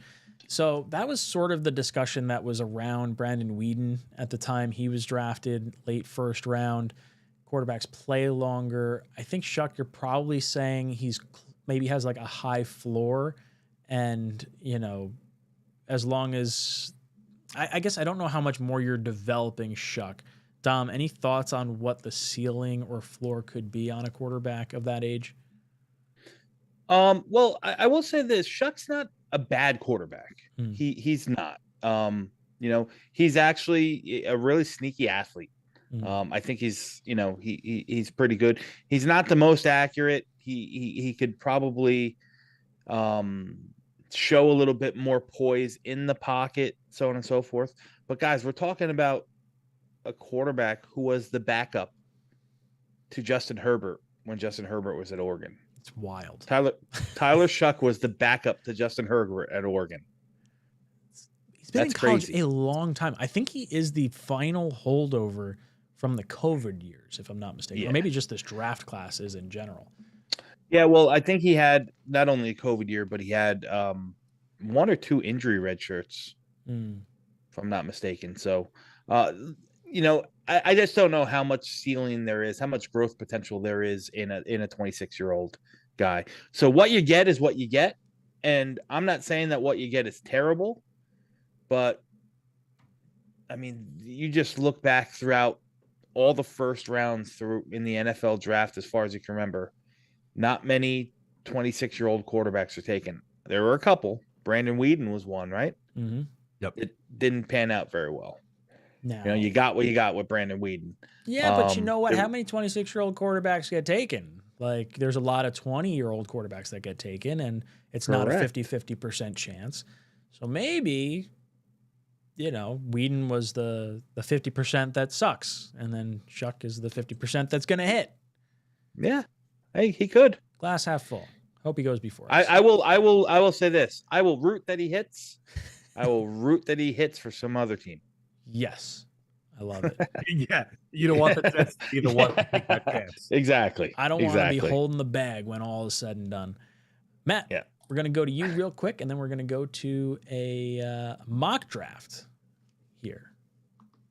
Yeah, so we talked about one already, but we got another one as well sponsoring the show. We got House of Atlas. They gifted us one of their razors. I actually have it right here. I'm due for a little trim up on the beard. It's so sleek looking. I love this one's kind of like a Jets green too. I don't know if it's coming through on the actual video, but not only does it look insanely sleek sitting in the bathroom or on my desk to show on the air, but it gives me an incredibly close shave when I'm, you know, trimming up the neck or around the scruff area. It feels weird to gush over a lineup of shaving products, but truly House of Atlas makes some of the best one-of-a-kind products. Not to mention, their products are all designed to look like they should have their own tech reveal. And now, for a limited time only, they are pushing 15% off your order when you purchase any razor kit and the before and after set, which includes the Precision Shave Cream and Calming Aftershave if you use promo code TalkinJets at houseofatlas.com. I know the three of us and Green Bean rocks a beard, but we got to trim it up sometimes too. And we like to use House of Atlas to do just that. And it doesn't have to be used for just your face. You can use it for any other parts of your body. Your chest, your arms, maybe you're a swimmer, your legs, your balls. Could go anywhere. Definitely. House of Atlas, thank you so much for hooking it up. Did a little bit of shaving yesterday. It's unfortunately not today. I got a little bit of scruff down there, but thank you very much all the same. Abbott comes in with a super chat prior to our mock draft here. Parcells Peyton teams are always big and physical. AG should model. I want Warren in round 1. Ursay. Sorry, words are hard. In round two monsters, first guys off the bus. So Dom, Matt and I were saying that both Tyler Warren and Membu kind of feel like Aaron Glenn statement picks. Like if you were to say, hey, this is the player that we value the most. This is the first guy we're taking in our regime. Those two players, more than anyone else, more than Ted McMillan, I think more than Mason Graham, more than any of the quarterbacks, kind of send that statement pick. What are your thoughts of Warren in round one, or just going, maybe a tackle in round one like Membu? I'd be fine with either. I think I would lean, if I had my druthers, if we're on the clock and picking and they were both there, I'd probably lean Warren, just because I think Warren to the next tier of tackles, whether it's in round 2 or round 3, to me is a better ROI than if you went, say, tackle, say you went Membu and then a Mason Graham or Harold Fannin or something like that in rounds 2 or 3. I think the ROI, I like the upside better of the Warren side of that. And plus, Warren, if I'm following my board to a T, Warren's my 6th rated player overall. Membu's my 20th. Interesting. So what, there's going to be a lot of people in the chat that are kind of looking at the would you rather have Olu and Warren, or would you rather have Bowers and Membu? One, I think that's a ridiculous conversation to have. Yeah. But in terms of the tight ends in particular, we saw Bowers last year go to the Raiders at, pick 12 or 13. And 14, then, right? 13 and 14, yeah. Yeah, and then Warren, we're potentially talking about 7, and there were Jet fans that were like, you can't do that. You got to take a tackle at, at number 10 or number 9 at the time. Well, it's apples and oranges. The class last year isn't the class this year. So, I think you're right. It's a moot argument, to say the least. You really can't compare the two. Bowers would have been the first tight end taken off the board this year. If he was on the class. Warren would not have been the first tight end taken off the board last year. That doesn't mean that because Bowers was the better prospect, which I think it's fair to say he was. They valued going a different way. And listen, all the Bowers stuff aside, I don't think there was many people that really said that Bowers wasn't going to be great. It's just that, that team, and thank God they took a left tackle right now, because if we came into this year needing a left tackle here, we'd be in big trouble. Big trouble. Yeah. You need a left and a right? Not great. Yeah. I was going to say, there's one really big difference from last year's discussion and this year's discussion, and it's that you have your left tackle figured out. You have Olu. Yeah. And it was a significantly better offensive line. Dom probably remember. What was the number? Was it 7 or 9 offensive linemen went in the first round last? Yeah, so it was Alt, Latham, Olu, Fuanga, Fontenot, Guyton, Mims Guyton, the guy from the Packers, Jordan Morgan. The center from Duke, Barrett, Barton. Sorry. Yep. Yeah, that's 9. Who else am I missing? Then JPJ went early in the second. Right. So very different class. I don't think Correct. 9 are going in the first round. And if you're gonna take that Bowers Tyler Warren thing, talking just about me personally, my grades. If Membu, my first tackle in the class, my number 1 tackle in this class is Josh Connerly. He's at 19. Membu's at 20. Both of those guys would have been tackle 6 in last year's class, grade wise. Wow. They were under Alt, Latham, for me, Alt, Latham, Fashanu, Fuanga, and Mims. They were right there with Fontenot in that realm, grade wise. Feeling like it might be a Tyler Warren type draft.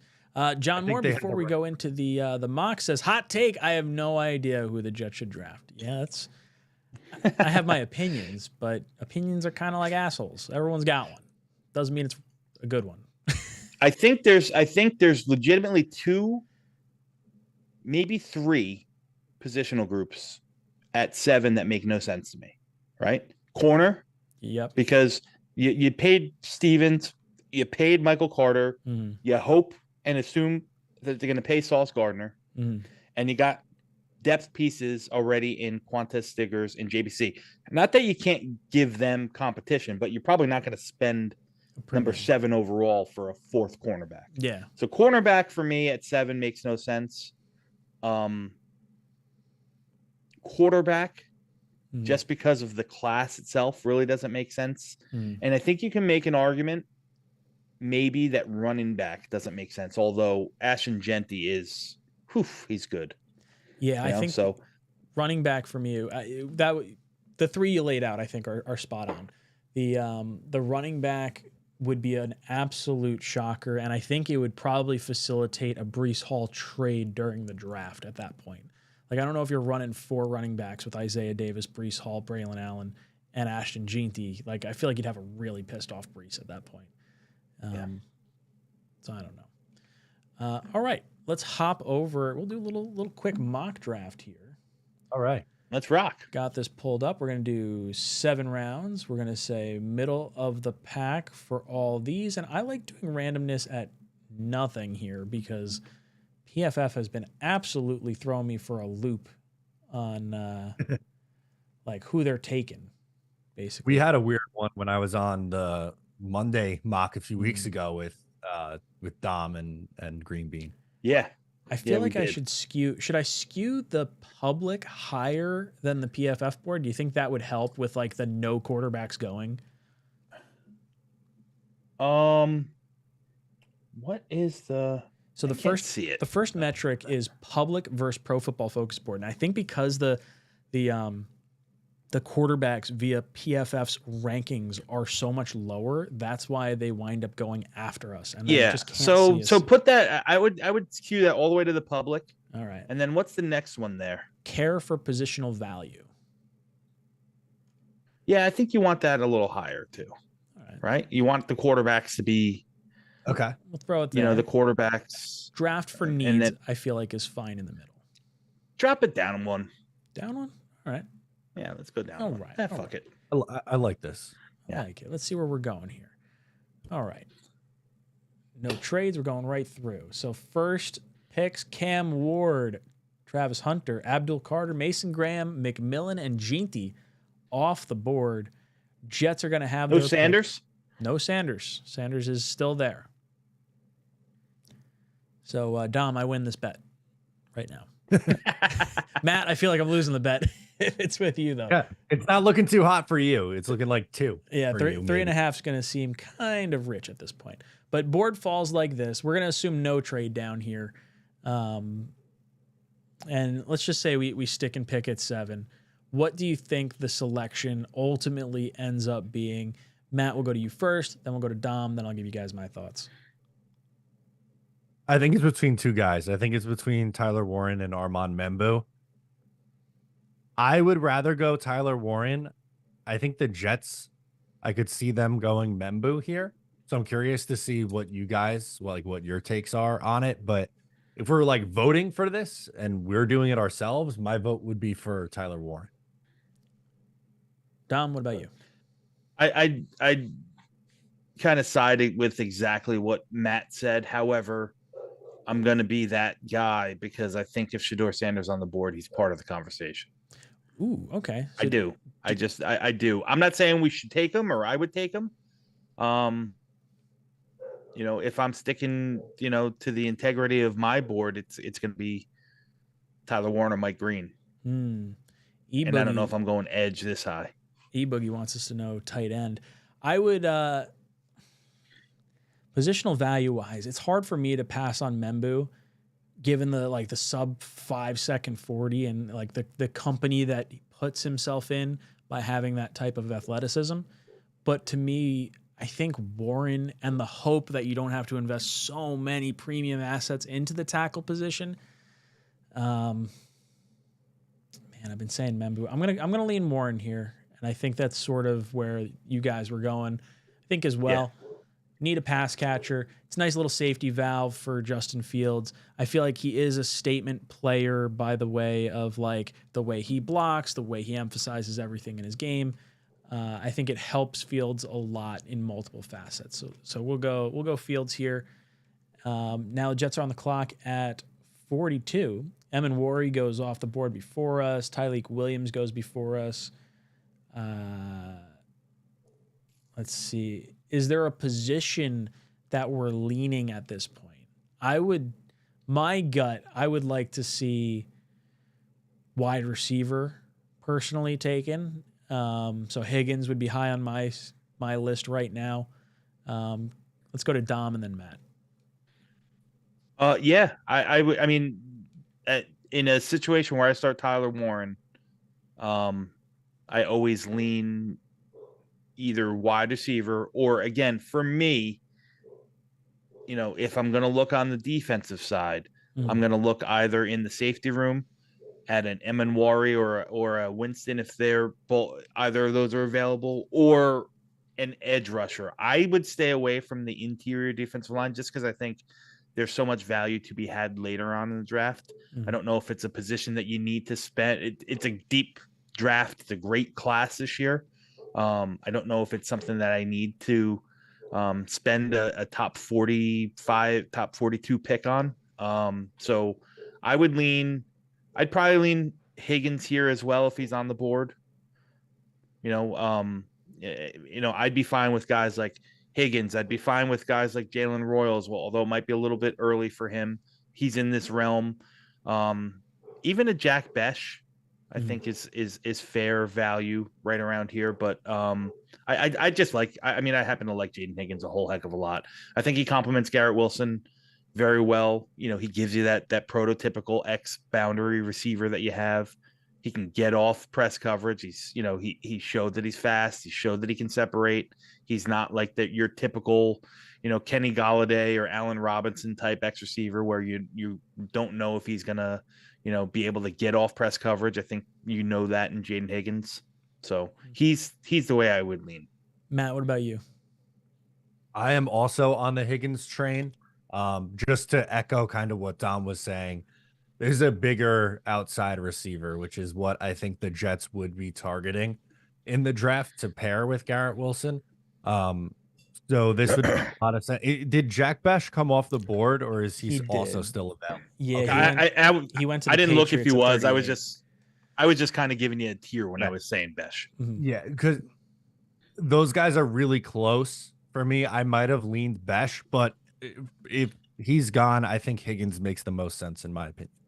The other guy that I think provides its value, but it's a premium asset that I don't necessarily want to devote. Revel's an interesting character in the second round. Oh yeah. What do you think about him, Dom?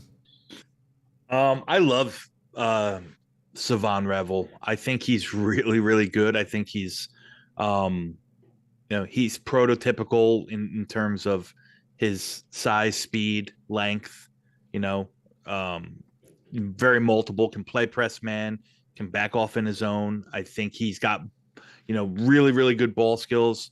He's coming back from an ACL, so does that hinder his progress in the NFL? I don't know, you'd be worried with a cornerback who's so reliant on clicking and closing and changing direction so much to be on there. Plus the fact that we have, like I said, we've already paid 2 cornerbacks and we're probably going to pay a third, maybe top of the market. So I could see it.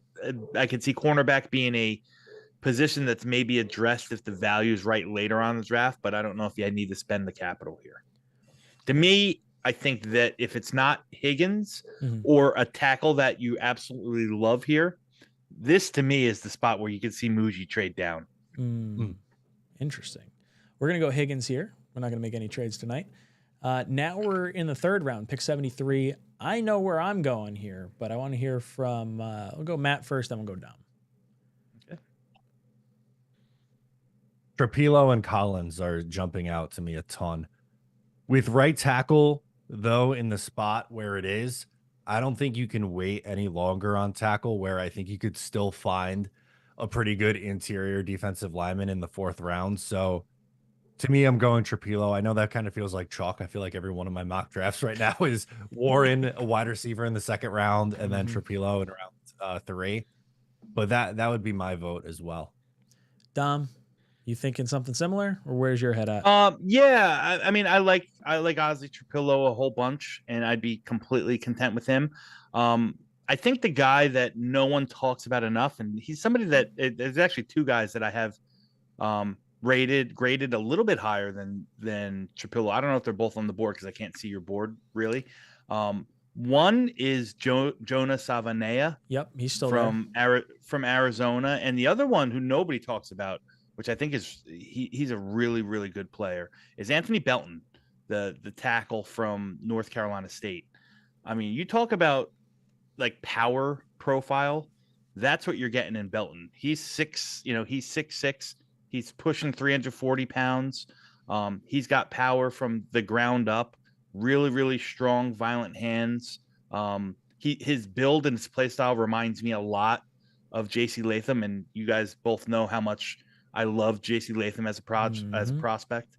I mean, he's going to be a guy that, just the way just the force that he plays with, and the displacement of defensive linemen that get in his way. For a guy that big, he shouldn't move as well as he did. So I don't think being in a wide zone blocking scheme is going to hurt him. So if it's tackle, I'm okay with any of those 3 guys. Now, people I know and in the chat, I'm sure are going to say Savanea is going to play guard. Savanea is a tackle who can play guard, and he's even come out and said, "Yeah, I like playing guard too." He's even come out and said that. But you know what? What's the worst case scenario? Is that he competes for the right tackle spot with a core of 4, and at worst, there's your pipeline guard for the 2 spots that might be open up next year. A lot of potential. Just getting a good offensive lineman would be an absolutely massive thing for this team. I'm going to say no to Belton just because he's only played left tackle, and I'm looking for a right tackle or potentially guard. I don't really want to have to spell this guy's last name for the foreseeable future. So Trapilo is going to be the draft pick for me. It's been one that's been a common. Fair enough. Dude, I've been on Ozzy now for since my first mock draft. That was the guy that I kept. He's really good. He's really good too. Ozzy Trapilo, if you don't know him as prospect, he's so good. And again, we talk about power profile. He's got it. He's really strong. He's long, almost 35-inch arms. So you're getting 2, ideal height, length, weight guys to anchor your offensive line. That's fine. The problem with Trapilo is that he's 6'7" and change. So he's got those tall tackle problems. He loses the leverage battle a lot. So he's not, like that is a thing, and I think that could be something that he might struggle with at the next level. And I'm just saying, I'm just being, completely transparent and fair. I'm not saying you should shy away from him. I think he's a great player. Hennessy comes in, says, Dom, where would you take linebacker, safety, and defensive tackle in this draft? Yes, Hennessy. I'd take them all. I would look as early as round 2 for a safety. Like I said, if there's guys on the board, I really like Kevin Winston a whole heck of a lot. Again, he didn't play last year a lot, battled a back injury. So he's got to show that he's healthy. But the way he fits the run, he's a bigger safety, 6'2", 210, almost linebacker size, really. And he plays that way. Super athletic. He can run. He's adept in man coverage as well. So he can cover running backs. He can cover tight ends. He can cover big slots without question. Versatile enough to play, on the post in 2 deep or up in the box. Even some free in some situations. So he's a guy that I happen to be a lot higher on than the consensus. And then Emanwari is, I think Winston's a lot more nuanced and a lot more advanced of a run defender than Emanwari. Emanwari is going to have some games where, at least his film shows that, the run fitting isn't really, up to snuff. A lot of Ashton Davis type bad angles and over pursuits and stuff like that. He's also, for a big guy, he doesn't lay the wood as much as you would like to see. He's a little bit of an ankle biter, if you will, kind of a dive tackler. But man, the athletic profile on him is just sick. E-Boogie says safety here. Top safety on the board would be Jonas Sanker, Virginia. That's a green bean guy. I don't particularly. I put it this way: the fourth round is where we started talking about. This is where I want to start going defense. Harold Fannin Jr. still on the board at pick 110. I wouldn't hate double dipping at tight end, but you do have questions as far as how many balls can you actually spread around in a Justin Fields style offense. And I think that's where I sort of get hung up. So as much as I want Fannin Jr. as an additional tight end, I think Sanker would probably be my pick here. Dom, we'll go to you first, then Matt. I'd probably lean here. This is where I'm. I don't know if the value in the safety room is like Sanker's good. Don't get me wrong. He's not bad. He's not a guy I'm pining for. I don't know if the value's good for him here. I mean, Billy Bowman is another safety that I really, really like. Again, but he might be a little bit redundant to what you have in Andre Sisco. I think he's more of a free, true free safety. I would look here along the defensive line, whether it's the interior. You're going to need, you're going to need a backup 3 tech to Quinnen Williams. Right now that Solly Thomas is gone. It probably wouldn't hurt. I don't know if the 1 tech is as big of a need as we all think it is now. I mean, I'm not saying Derek Nottie is like the savior, but he's going to get some, he can take some of those reps. We also have Fedarius Mathis is a guy that, we forget that we have there. And he's a true, he's a true 1 tech. He was on our practice squad the last few weeks of the year. He'll be given an opportunity to play next to Q where he did in college. So I would lean either a 3 tech here or an edge rusher. Edge rusher is a real sneaky need, if you ask me. Gelati would be the top edge rusher, and Quandarius Robinson. Q Robinson, yeah. Q is a little bit of probably not an every down type guy. I think he's probably going to be more of a pass rush specialist. Huge power profile. He's good. I just don't know. He's still a little bit raw. I would absolutely love Ashton Gelati out of Louisville. I don't know if he's on the board here. I can't see it, but guys, top guy, guys like Gelati, guys like Braden Swinson out of LSU, guys like Elijah Roberts out of SMU. These are the guys in the 3rd, 4th round that I think can come in and pay dividends right away. Matt, your thoughts on position / player you'd want to go with here? Yeah, I'm definitely starting to think defensive side of the ball. And the 2 names that jumped out to me was one that you mentioned in Sanker at safety, just because I think he is more of a stylistic fit for what they need right now. He's a box guy. Yeah, right. Exactly. And I feel like that complements what they already have with Sisco and Tony Adams and guys like that. So I think he fits what that room is lacking. And then Jamari Caldwell. I know that's a Talkin Jets fan favorite, and I like the idea of adding beef on the interior of the defensive line. So I would say one of those 2 guys have my vote. So I'm gonna go. So if I'm the deciding vote here, we'll split the difference. Let's go Jamari Caldwell. Defensive line, not quite the edge yet. I do like going edge, so I do think I agree that is a big need for us. We're gonna go Caldwell here. Pick 145, top player on the board, Quinn Ewers, sitting there for the Jets in the 5th round. Then other guys, you got the running backs. Billy Bowman is still there. That might be the pick at safety at this point. What do you think, Dom? Excuse me. Yeah, I mean, if Bowman's sorry, I went down the wrong way. If Bowman's on the board, I think he's in consideration.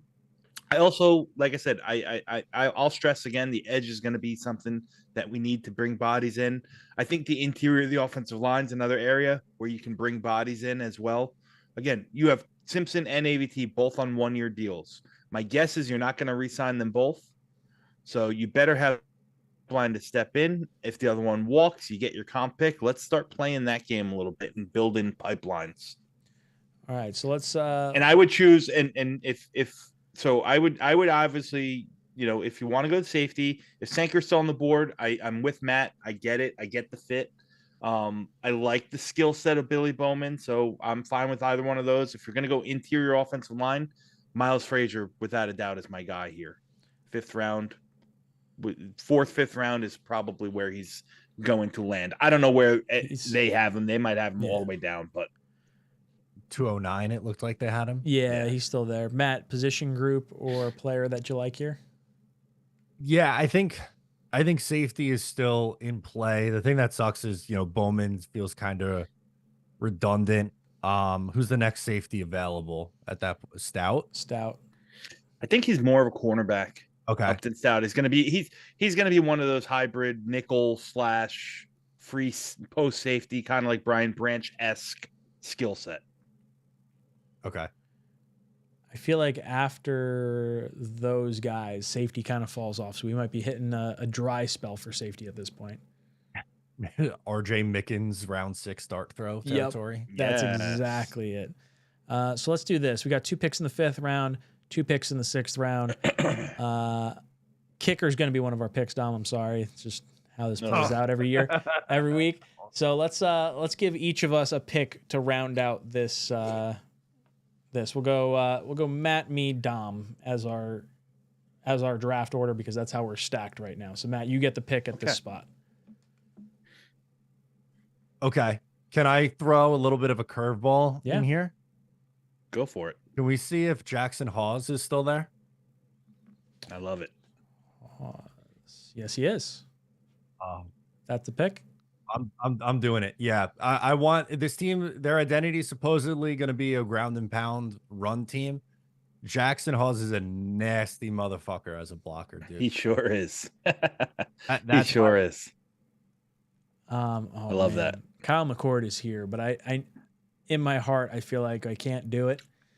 I'll let you do it. I'll take the next. Oh, it's your pick anyway. So what am I saying? It's my pick. Well, God, I really want it.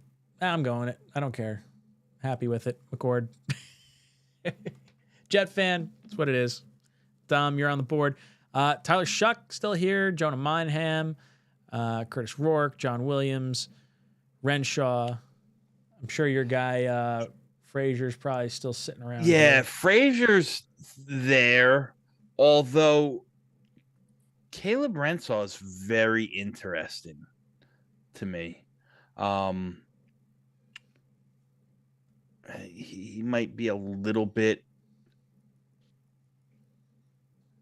See, I like him. He's more of and I'm not saying skill, I'm not comping him, but like Isaiah Oliver, where he can play slot, he can play safety, he can play both safeties.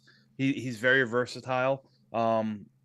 I really like his game a lot, but I'm really, really in the belief that we have to fortify the interior of the offensive line. So give me Miles Frazier.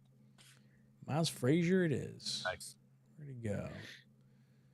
You're gonna take a kicker with the last pick? We had no defense on this draft right here, boys. We have Jamari Caldwell. Speak for yourself. I mean, I'm team kicker all the way, but let's bring it up to a vote between the three of us. What position you think we got to go at 207? Anything but kicker. ABK. Give me Mickens for the vibes. Mickens? Yeah, I'll take Mickens for the vibes. Mickens for the vibes. Boom. There we go. Wow, we fixed the Jets. I think we did real fix quick, the Jets. right? Tyler Warren was not giving us a good grade for some reason. Best pick, Ozzie Trapillo and Kyle McCord. Thank you very much. Just saying. You know what? I'd be walking away from this draft pretty happy if this was the haul of picks the Jets got. I would too. Yeah, I mean, I like all the players, so I really can't complain all that much. I don't know if they would avoid some of the defensive spots completely like we did. But when you only have 8 picks, that's you take what you can get in make believe scenarios. I'm gonna make believe a whole lot. Yeah, I think quarterback is a likely punt for this year. So I could see that. I like the double dip at tight end. I'm a fan of that. Hell yeah. All right. So, real quick before we get out of here, Yeah. I'm going to ask Matt with the Hawes selection. Does that mean that you just move on from Ruckert? I think so. As much as that pains me to say, as my neighbor here on the island, but I think so. I thought his third year was pretty disappointing this past year, especially as a blocker too. Seeing him regress the way that he did was a surprise for me. Yeah. Well, in fairness, I think everyone on the entire offense over the past 2 years regresses blockers. That's exactly where I was going to go. And I don't know if Middleton necessarily developed any tight ends while he was here, as much as we like him for the sound bites. Like, I'm going to hope that Ruckert can find his own this year. I would say this is obviously it's his last year in his rookie deal, but this would be my final, hurrah. Swan song. Yeah, just, hey, you do it and you come back on a team-friendly deal, or you're not the guy, and it is what it is. Yeah. I would hate to move on. I just think for a team that has so many holes, not only in starting, but in depth as well, you have an opportunity to just ride out his last year of his contract as tight end 2, tight end 3. Yeah, if him and Stone Smart, they're split in the tight end 2 spots. One's the blocker, one's the receiver, and you move it on. Danger Zone says, is Dom C's performance up there with MJ's flu game? I think so. Dom stepping in is big time here. Connor pops in. What's up, Connor? Says Fannin and Hawes is my dream tight end draft. Tet in round 1. So Connor's team weapon in the first round, and then load up on tight end throughout the mid parts of the draft. I don't hate it. Abbott says outstanding draft men. I just re-upped my season tickets. Woof. Ooh. Good luck to you, sir. Yeah, you are. I bailed last year. Last year was the first year in 8 years I didn't have mine. Yeah. I still went to 4 games, but yeah, you're a better man than me, Abbott. I'm going to be a little more selective. We'll go to our Talkin' Jets game. And I usually pick 2 games a year that I try to go to. And then kind of go from there. We got to do our spin wheel right here at the end. I think I'm just going to go off. Let me see. Eggs. A little list right here. We got 1, 2, 3, 4, 5, 6, 7, 8, 9, 10, 11, 12, 13, 14, 15, 16, 17, 18. We're going to go 1 through 18. And we'll add people in to next week's for the selection because I forgot to hit Nightbot doing it. Matt, I don't know if you did any Nightbot. Oh, see, without Green Bean here, we need the 3 people. We do. And we threw it a off. regular. Way to go, Dom. Couldn't have shown up earlier and been Nightbot for us. What in the hell? Way to go. That's all right. Going to go 18. Someone's going to win something kind of funky tonight. Dom, I don't know if you caught this last time, but we've got a plunger, we've got eggs, we have tissues, and a jersey. Someone can win something good. A plunger? Plunger. Yeah. That's right. Someone won a plunger last time. Someone won a plunger. Like a Talkin' Jets plunger? Like a plunger that was won on Talkin' Jets and used for one of our toilets. I was going to say that could have been used by either Ryan, Matt, or Dean at one point. Oh, hey. All right. We're going to do 3 randoms, and then we'll the third random will be our winner. So we got 1, 2, and our final is 3. So our winner for tonight is going to be Gator Needs His Gat. Gator Needs His Gat gets the whatever winds up winning here right now. Come on, Jersey. Hold on. I see Connor came in last second. He says, I think I forgot to ask for my jersey. LOL. You guys can give mine away. Oh, what a guy. What a guy. Wow. What a guy. True. What a guy. What a guy. Let's where's my little spin button? Here's a spin button. Boom! See what Gator Needs His Gat wins. Tissues. Might be used, might be happy tissues, might be sad tissues. Not entirely sure. You get yourself some tissues. Courtesy of Talkin' Jets. Hit us up, talkinjetshow@gmail.com or jetstalk247@gmail.com, where the prizes just keep getting better and better. The budget just gets cut and slashed left, right, and sideways from the show. But it's been a lot of fun. Boys, thank you so much for hanging out with us tonight. Dom, any last words? Thank you so much for filling in for Green Bean tonight. Oh man, it was a pleasure. It's my first time on this show, on this panel with you two fine gentlemen together. So it's always a pleasure, man. Listen, I got a lot of stuff coming up. Just keep your eyes peeled, man. It's go time. It is absolute go time. Got some really, really cool guests for the podcast coming up. Will Parkinson, Devin Jackson from the Philadelphia Inquirer, Thor Nystrom from Yahoo Sports, all popping in. Some of the guys from Cover One Sports who do the Buffalo Bills content will be hopping in. A lot of draft talk coming up, man, over the next couple weeks. Pretty stoked. I love it. O'Leary, what you got going on? Yeah, I'll be back on Talking Jets on Thursday with Egghead at 3:00. So come hang out with us. And the new episode of Just Jets drops tomorrow. So be on the lookout for that.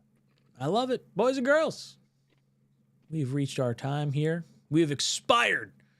It's been a lot of fun. Thank you so much for hanging out with us. Hit that like button on the way out if you enjoy everything that goes into the Talkin' Jets show. We'll see you here next week, 8 o'clock to 10 o'clock here on Talkin' Jets.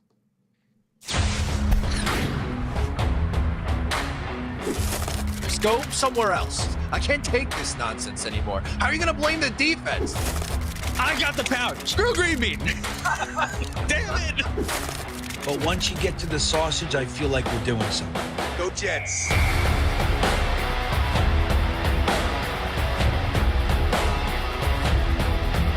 And that's the other part of it, is that people are insanely jealous of this show. This show gets the best of the best, and it does it a different way, with positivity.